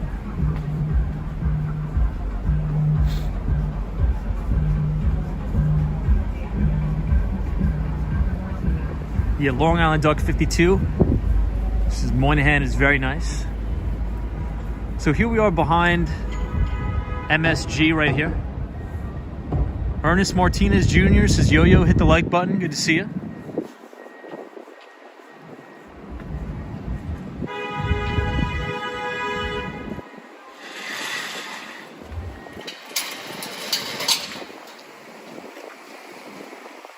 A Primo 1973. So I left in 1994. Doesn't even look the same.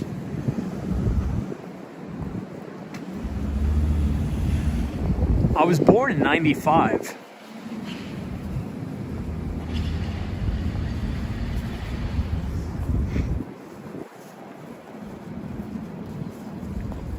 Hey, Gummy Bear says, who's playing tonight at MSG? I don't think anybody's playing tonight. But we'll take a look at the Billy Joel thing over here.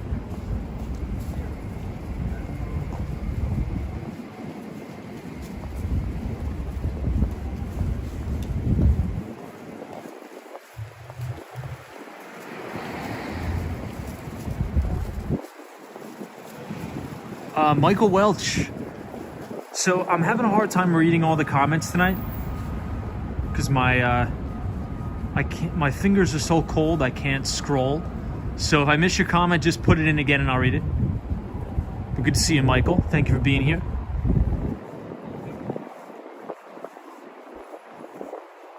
So here we are right outside the Moynihan train station.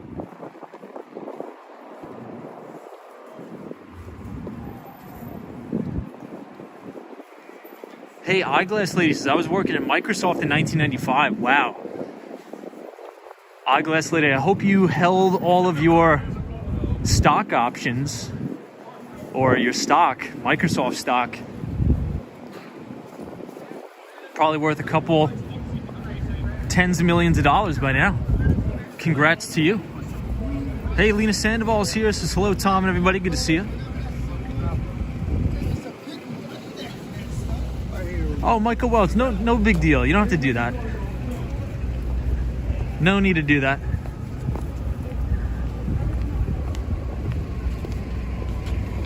But I appreciate you.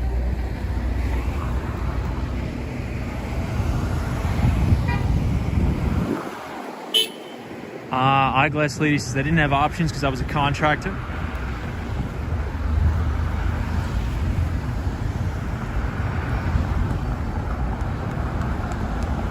Primo 1973 says, bro, I bet you have to be fit with all the walking you do. Favorite song right now? So my favorite song right now that I'm listening to a lot is Vienna by Billy Joel. Good song.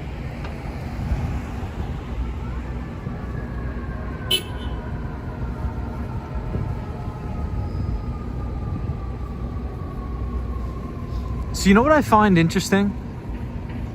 Sometimes when I walk, you know, you'll have people that'll be a little bit disgruntled, that'll say like, hey man, don't film me, don't film me. And I think that it's in psychology, it's actually called something. It's called spotlight syndrome, where some people actually think that other people like are hyper focused on them and noticing them. And it could actually spiral into deeper mental disorders. It's actually a true thing. I took this in an interrogations class when I went to John Jay College of Criminal Justice. I was actually going to be a police officer, so I did take a lot of interesting classes like interrogation, negotiation. And we're trained to deal with people like that. It's actually, it's called spotlight syndrome. It's for people that have severe anxiety disorders. And you could just be a random person walking down the street, you know, doing something totally different, and these people think that you're like solely there for them. It's called spotlight syndrome. And it can be treated with different medications, but also a lot of people who unfortunately suffer from anxiety disorders could have it. They think people are noticing them, they think people are watching them. But it's called spotlight syndrome.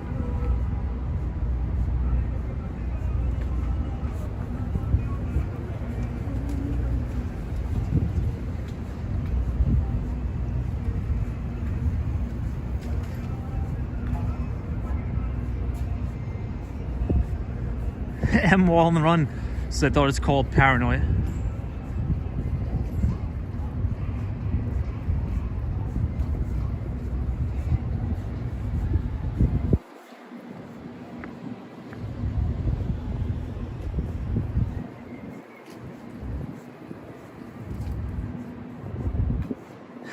Gregory, that's funny.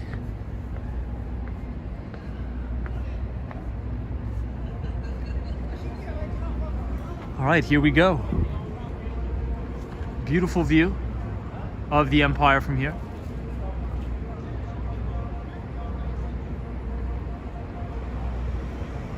Hey, Primo 1993 says I'm from Brownsville, New York. Very good to see the city again.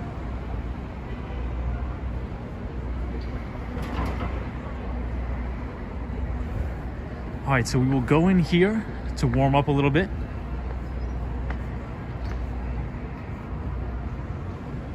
Hey, Melinda Hicks is here. Good to see you.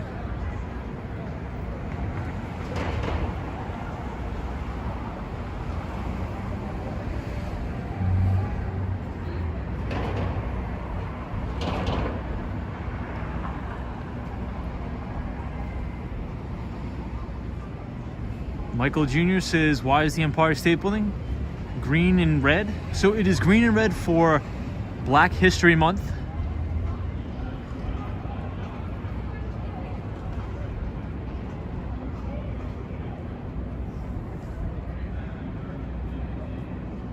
Hey, Random says, great channel, just subscribed. Appreciate everybody that's been joining the channel. So we're gonna head indoors right now. Very excited about going indoors.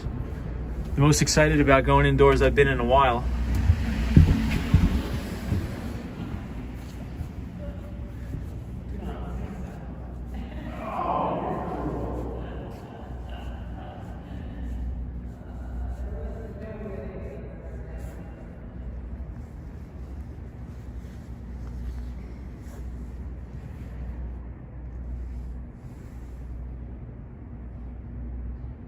So this is actually inside the post office.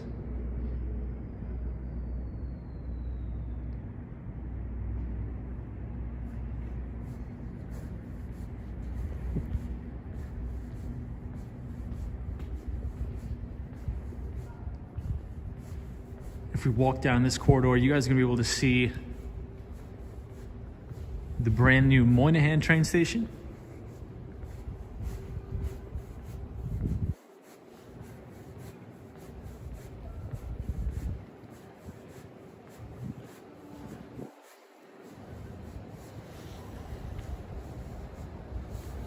I'm surprised that there's almost nobody in here right now. Wow.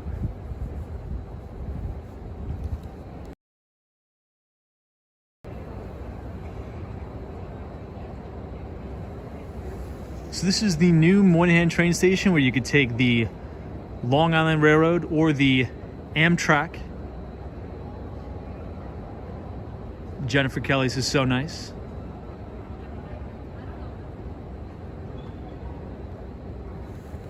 And right down here is the brand new waiting rooms for the Long Island Railroad.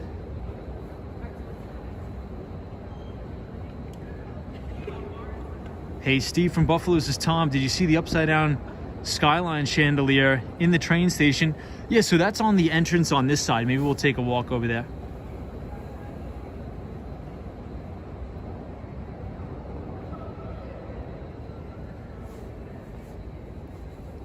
But usually we start buffering a little bit.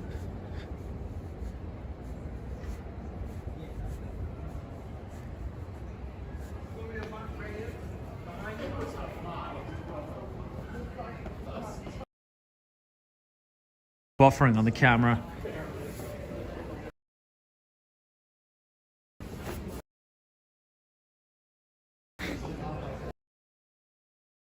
Hey, Frank Gonzalez, this is Tom. Is the New Jersey Transit in the old building? Is in the old Penn Station? I think we may start to buffer a teeny bit.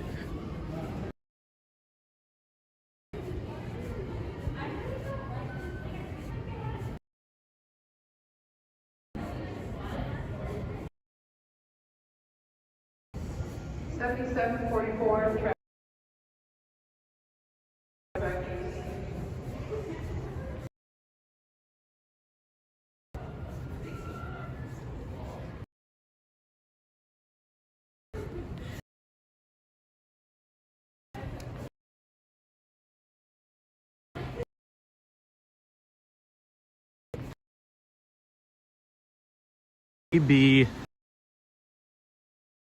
zone now.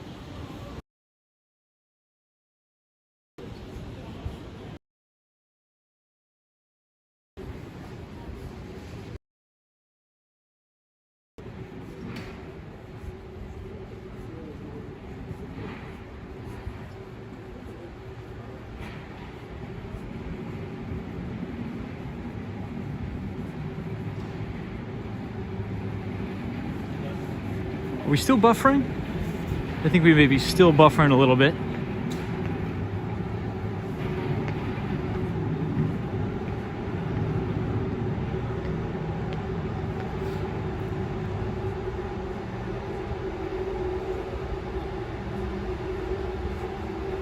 So this is the mural of the city. So this is what Steve from Buffalo is talking about. Check this out. So this is the entire Manhattan skyline built upside down on the train station.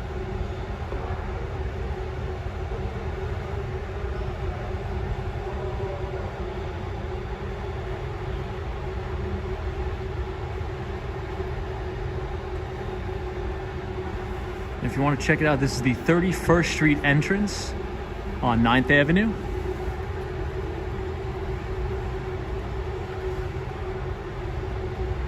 Melinda Hicks, good to see you.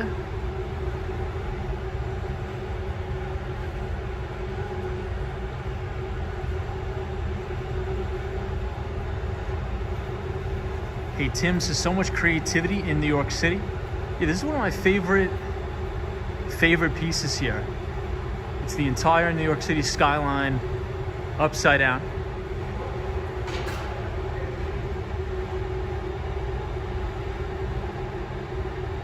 Hey Steve Buffalo, this is Tom. Thanks for the revisit of that.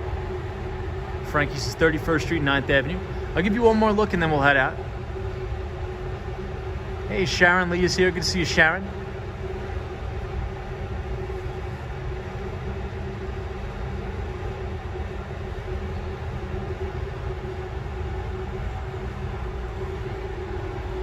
Hey, Andy is here from South Korea. Good to see you, Andy.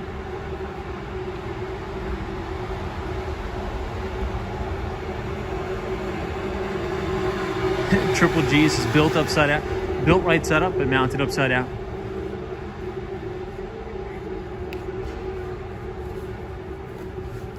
And this is the brand new Amtrak Lounge.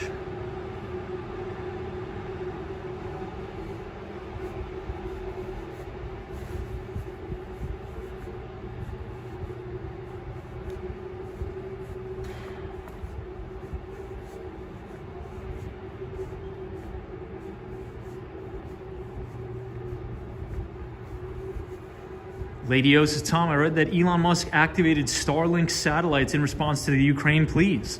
Yeah, I read that too. So I read that right when I was about to get on and stream. So right when I get off, I'm definitely going to do a little bit more research on that. But that is awesome.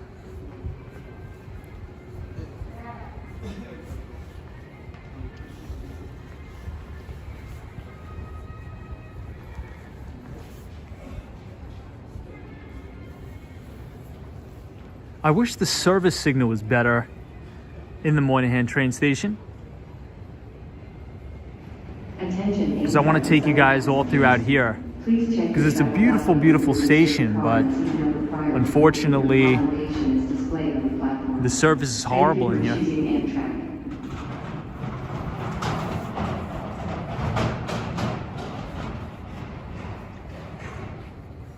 All right, should we try to make a run for it over there? All right, we're gonna attempt it. We're gonna attempt it.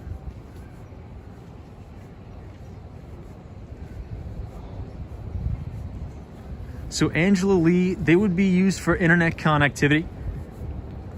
So in the event of a Russian cyber attack, they would still have their internet up. Melinda Hicks says, let's go.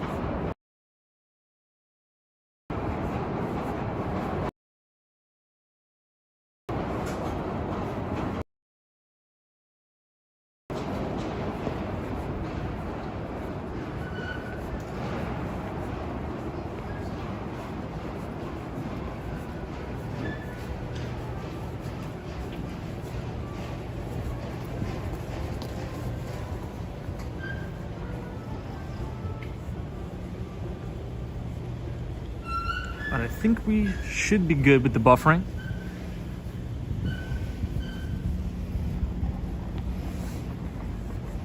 SME Medius is better now. All right, now we are back at the outside world.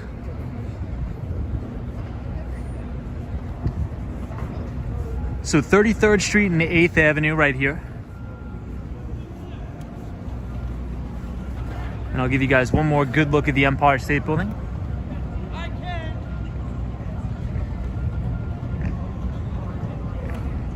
Hey Brian says, hey Tom, what are your thoughts on the potential commercial space traveling in 5 to 10 years? So I think that's what Richard Branson's company is trying to do. But I think Chamath Palihapitiya took Virgin Galactic public via Special Purpose Acquisition Company, or SPAC, and that is a disaster. I think Chamath mainly did a bunch of these SPACs just as a big money grab. So I'd be very, very cautious about investing in any of these SPAC companies.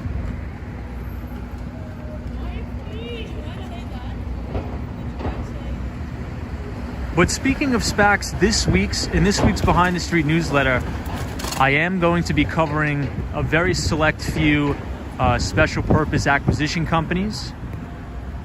So if you've not yet signed up for the newsletter, if you type !news NEWS in the chat, the Nightbot will drop the link where you could sign up for the Behind the Street newsletter. And we almost have 600 people that are subscribed to the free newsletter. So thank you everybody who's been reading the newsletter. And we have an unbelievable open rate. We almost have I think a 75 to an 80% open rate on the newsletter. So it's been phenomenal. So thank you everybody for reading. Hopefully you are enjoying the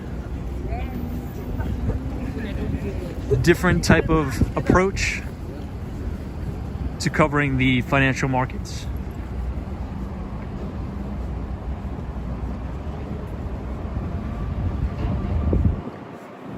So if you look directly in front of you to your left, this is the New Yorker Hotel, very famous hotel, but the City University of New York, or CUNY, actually bought a section of this hotel to be used for dormitories for international students.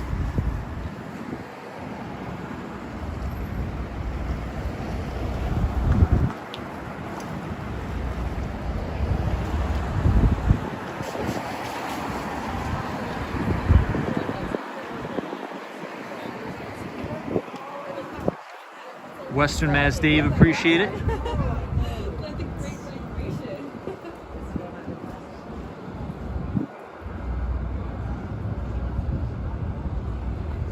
Andy says, great newsletter. Thank you, Andy.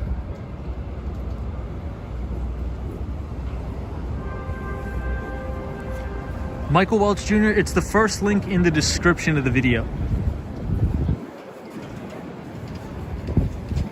But Michael, are you working today or do you have off for the weekend? Michael is actually the manager at the Whole Foods at 14th Street.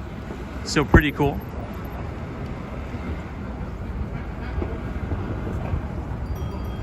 RJ says, wasn't CNN in there? No, CNN was in the Deutsche Bank Tower. Or I think they're still in the Deutsche Bank Tower, formerly known as the Time Warner Building. But now it is owned by the German bank, the German investment bank, Deutsche Bank.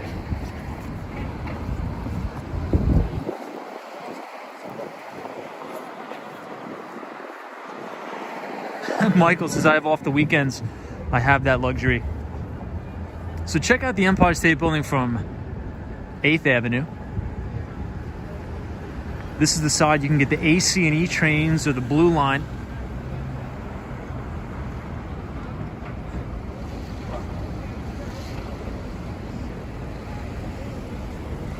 And right here you have the Madison Square Garden.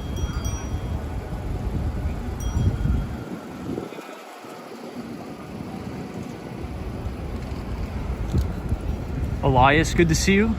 Hope you're well. Hey, Penelope is here. Penelope says, hey, Tom and everybody. I could see we are in Twitch mode. I haven't heard any cursing yet. Penelope, what's going on? Penelope is our pal from Tennessee. Good to see you, Penelope. It's freezing out again tonight in New York. But Penelope, we briefly covered AMD and Intel. They are officially not going to be selling any chips to Russia. And we also covered the secular trend that I believe will continue in the cybersecurity market. So we were talking about Fortinet that reported, or excuse me, we talked about Palo Alto networks that reported earnings last week. We talked about Zscaler. 2 great quarters. Palo Alto networks, I think, was up 2% on the report. Zscaler was down, I think, over 5 on lower guidance. Hey, Cherry Groove is here. What's up, Cherry Groove? Good to see you, NYC Cherry Groove.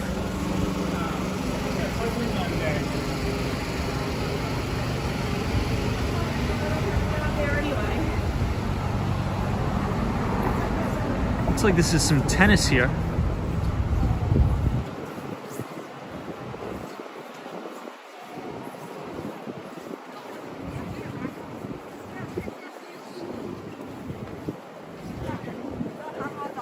Could we get a quick time check in the chat? I just want to make sure we are right on time.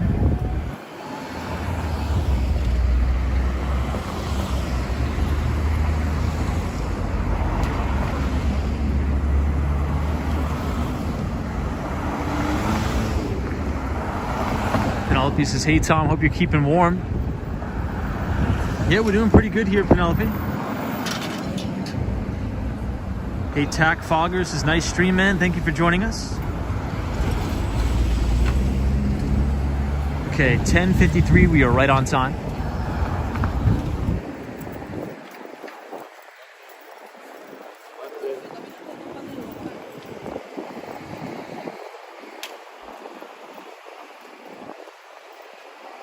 Victor Perez, good to see you. Hassan B says Deutsche Bank is just a tenant. Copy that. Seymour says hello from Houston, watching you on the big screen. Big screen is where we like it here. It's like we're right there. Good to see you, Seymour. Houston, Texas is an awesome, awesome place. Thank you for joining the stream.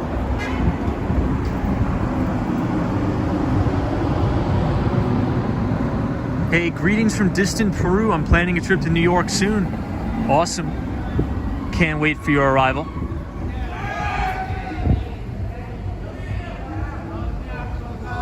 Daryl says, hey Tom, Fernando is in Times Square. Awesome, man.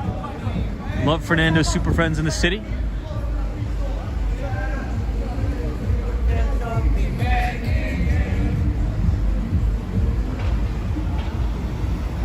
Smee Media, good to see you, Smee. NYC Cherry Goose says, Tom, how is your beagle? The beagle's doing good. Getting older, unfortunately, but the beagle is doing good.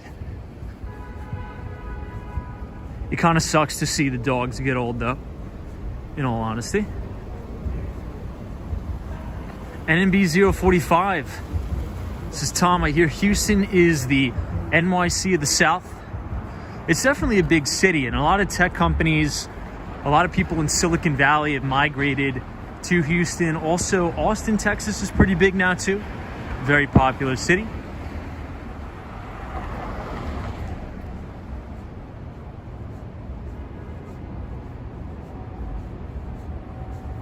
Smee Media says, thank you for a great stream, Tom. I appreciate it.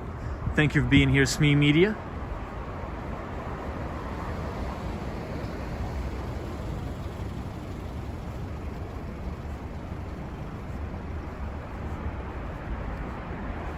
Smee Media is also in Austin.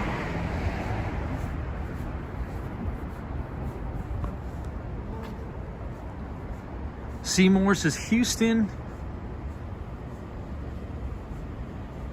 is more like Detroit now. Tons of crimes due to defunding the police. Oh my God, dude. That's horrible. I didn't know that.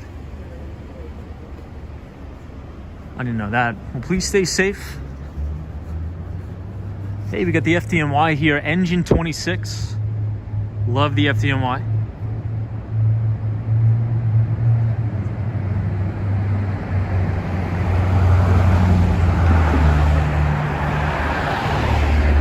New York's bravest.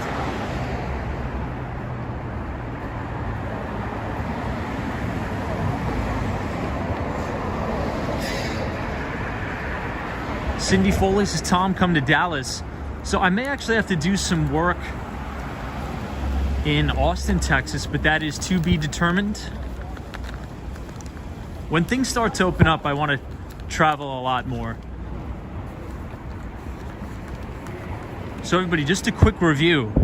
So Russia controlled 35% of the palladium, 10% of the platinum. In terms of the neon supply, neon is a key to making advanced lithography, chip making process, and that neon comes almost exclusively from Russia and the Ukraine, so that could be a headwind. But in terms of the sales in the S&P 500, Russia only amounts to 0.1% of all the sales in the S&P. So I think if we're looking for a safe haven, I think US equities would probably be a better bet as opposed to emerging markets that have a lot more exposure to Russia, because in terms of sales, only 0.1% of all the sales in the S&P 500 companies come from Russia. So I think we're a little bit isolated, or more isolated than a lot of people think.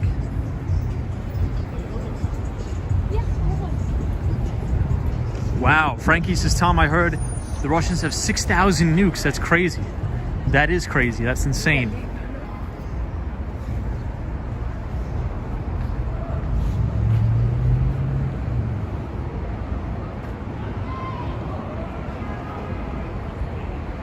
We may turn here and make a left,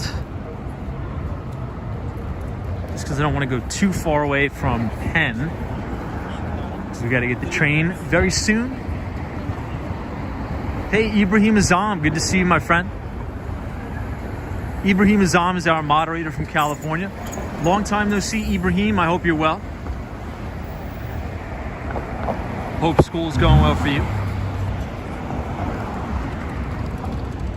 Seymour says Houston has good food, but the crime is out of control. That's unfortunate to hear that. That's really unfortunate to hear that. Hey, Michael says, Tom, good luck on the Long Island Railroad tonight. Thank you, Michael. Appreciate that. Roy S. is in the house. What's up, Roy? Good to see you. Hope you're well, Roy S.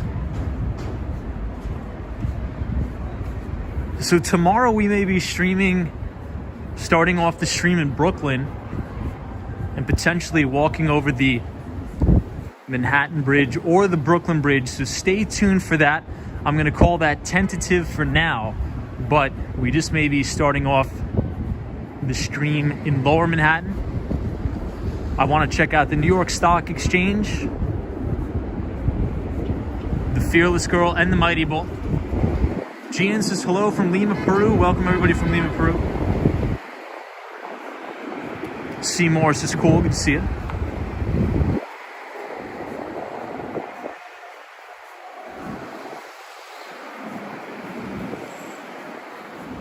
So I think we've been going down a lot of side streets tonight.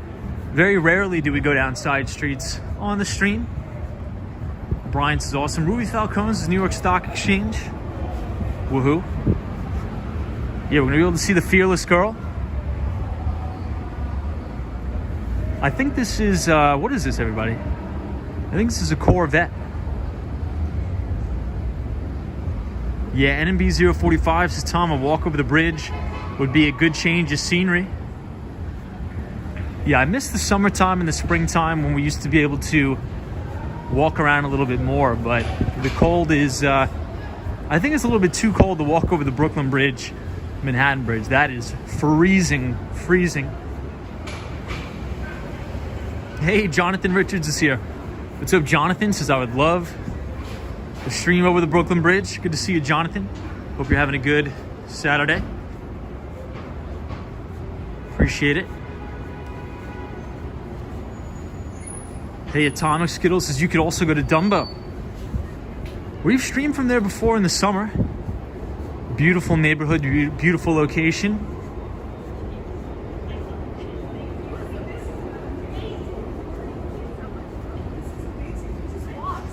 Yeah, Ladio says, I think the cold drains the gimbal faster. It definitely does.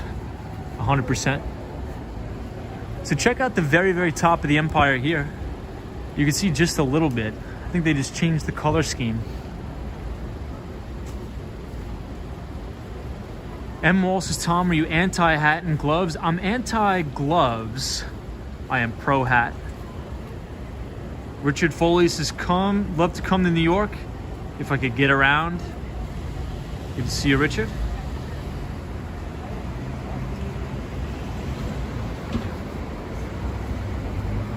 NYC Cherry Group says, Tom, have you done the ferries yet? I think I'll probably do that when the weather gets a little bit better. The ferry during the winter is extremely, extremely cold. Bone-chilling cold. So if you look straight ahead, that's Times Square. I don't think we'll be able to go all the way there today.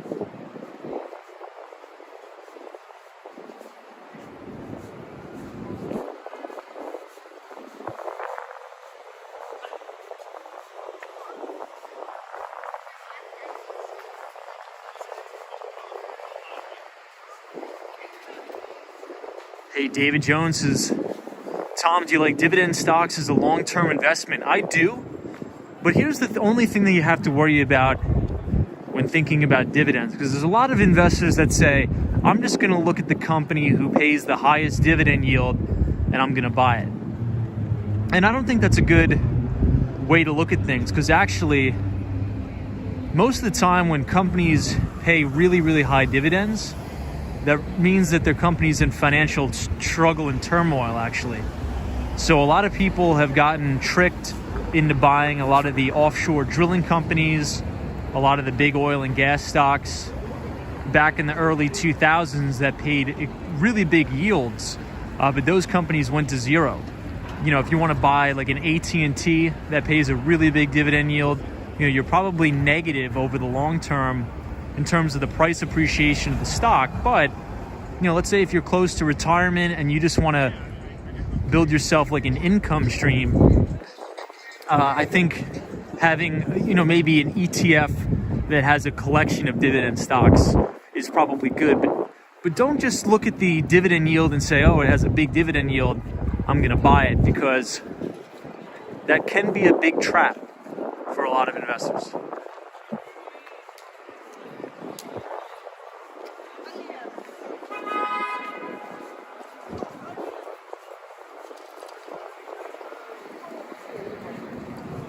But it's a good question.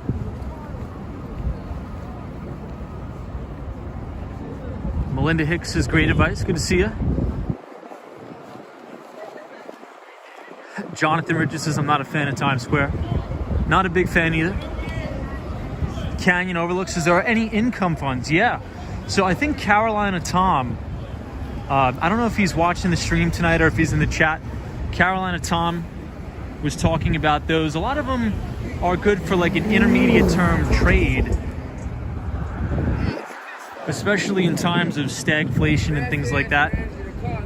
But I think you just really have to be careful about the dividend trap.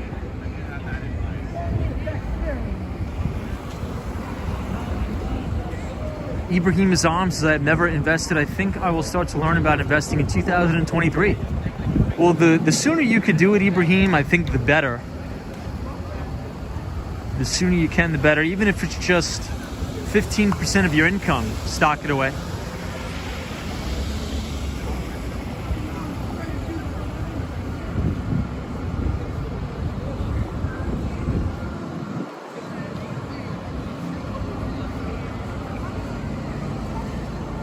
But sometimes I'll post research on individual companies. I'm probably going to mainly start doing that on Twitter. So if anybody has Twitter and you want to connect on there, you could follow at Walks Wall Street on Twitter. And I think Financial Twitter is actually a really, really good resource, because surprisingly, there's a lot of old school money managers that have ample experience running big money at some of the world's largest hedge funds like Bridgewater and stuff like that. They actually post a lot of their content on Twitter.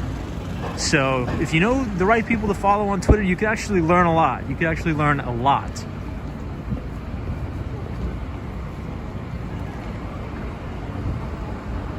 So this is the ball that they drop on New Year's.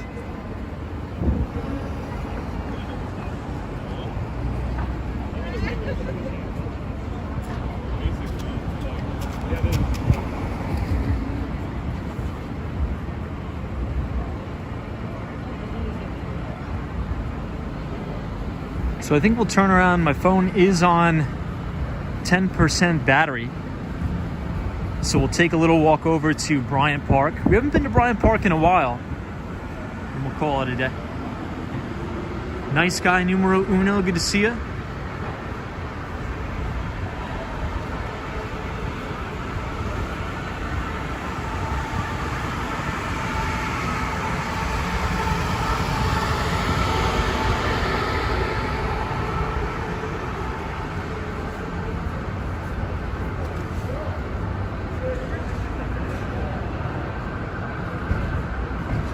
Hey, Prototype is here. Good to see you, Prototype.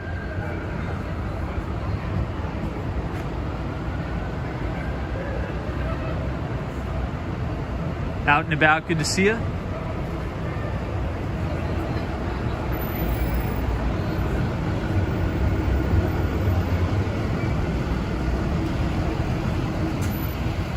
Out and about is our moderator from the one and only Toronto, Canada.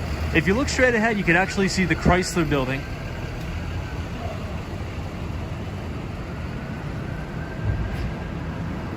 Roy S. is careful, Tom. You need your phone to pay for the Long Island Railroad too? Indeed we do. Hey, Lady O, this is Tom. In case your battery dies, have a good rest of the weekend. You as well, Lady O. Thank you so much. Ruby Falcone, I appreciate everybody joining tonight. It's been a blast. Thank you, everybody.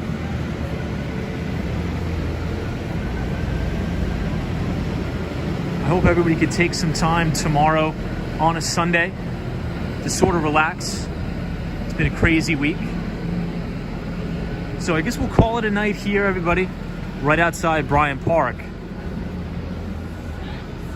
Look out for I think it's the 17th edition now of the Behind the Street newsletter I will be sending out to everybody either on Sunday night or Monday, so don't miss that. If you want to sign up to receive the financial newsletter written by myself, where we do a deep dive into macroeconomics, the financial markets, and the commodities market, you can type !news, N-E-W-S, in the chat, and the Nightbot will drop the link to the newsletter.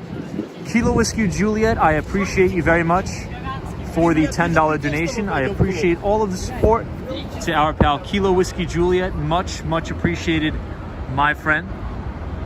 Roy S., thank you, everybody. And if you want to connect on the Discord, we finally have a Walks in Wall Street Discord. Feel free to click the links in the description. Connect with us on Discord. Connect with us on LinkedIn. And to the Mighty Bull, have a good night wherever you are, because there is always a bull market somewhere. You just need to know where to look. So Lemonade, I appreciate you. Andy from Korea, thank you for joining. Emperor, Abdullah, thank you. Mohammed, Ruby Falcone, Steve from Buffalo, out and about. M-Wall on the run. Kilo Whiskey Juliet, DW Rolex, I appreciate you. Roy S. Michelle McGraw, JQG Atlas, Eddie, Cosmo Scary, and all of our moderators. Penelope, appreciate you joining tonight. Please take some time to enjoy your time off on Sunday. But once again, everybody, we'll see you right back here in the greatest city on earth tomorrow. Have a good one, guys.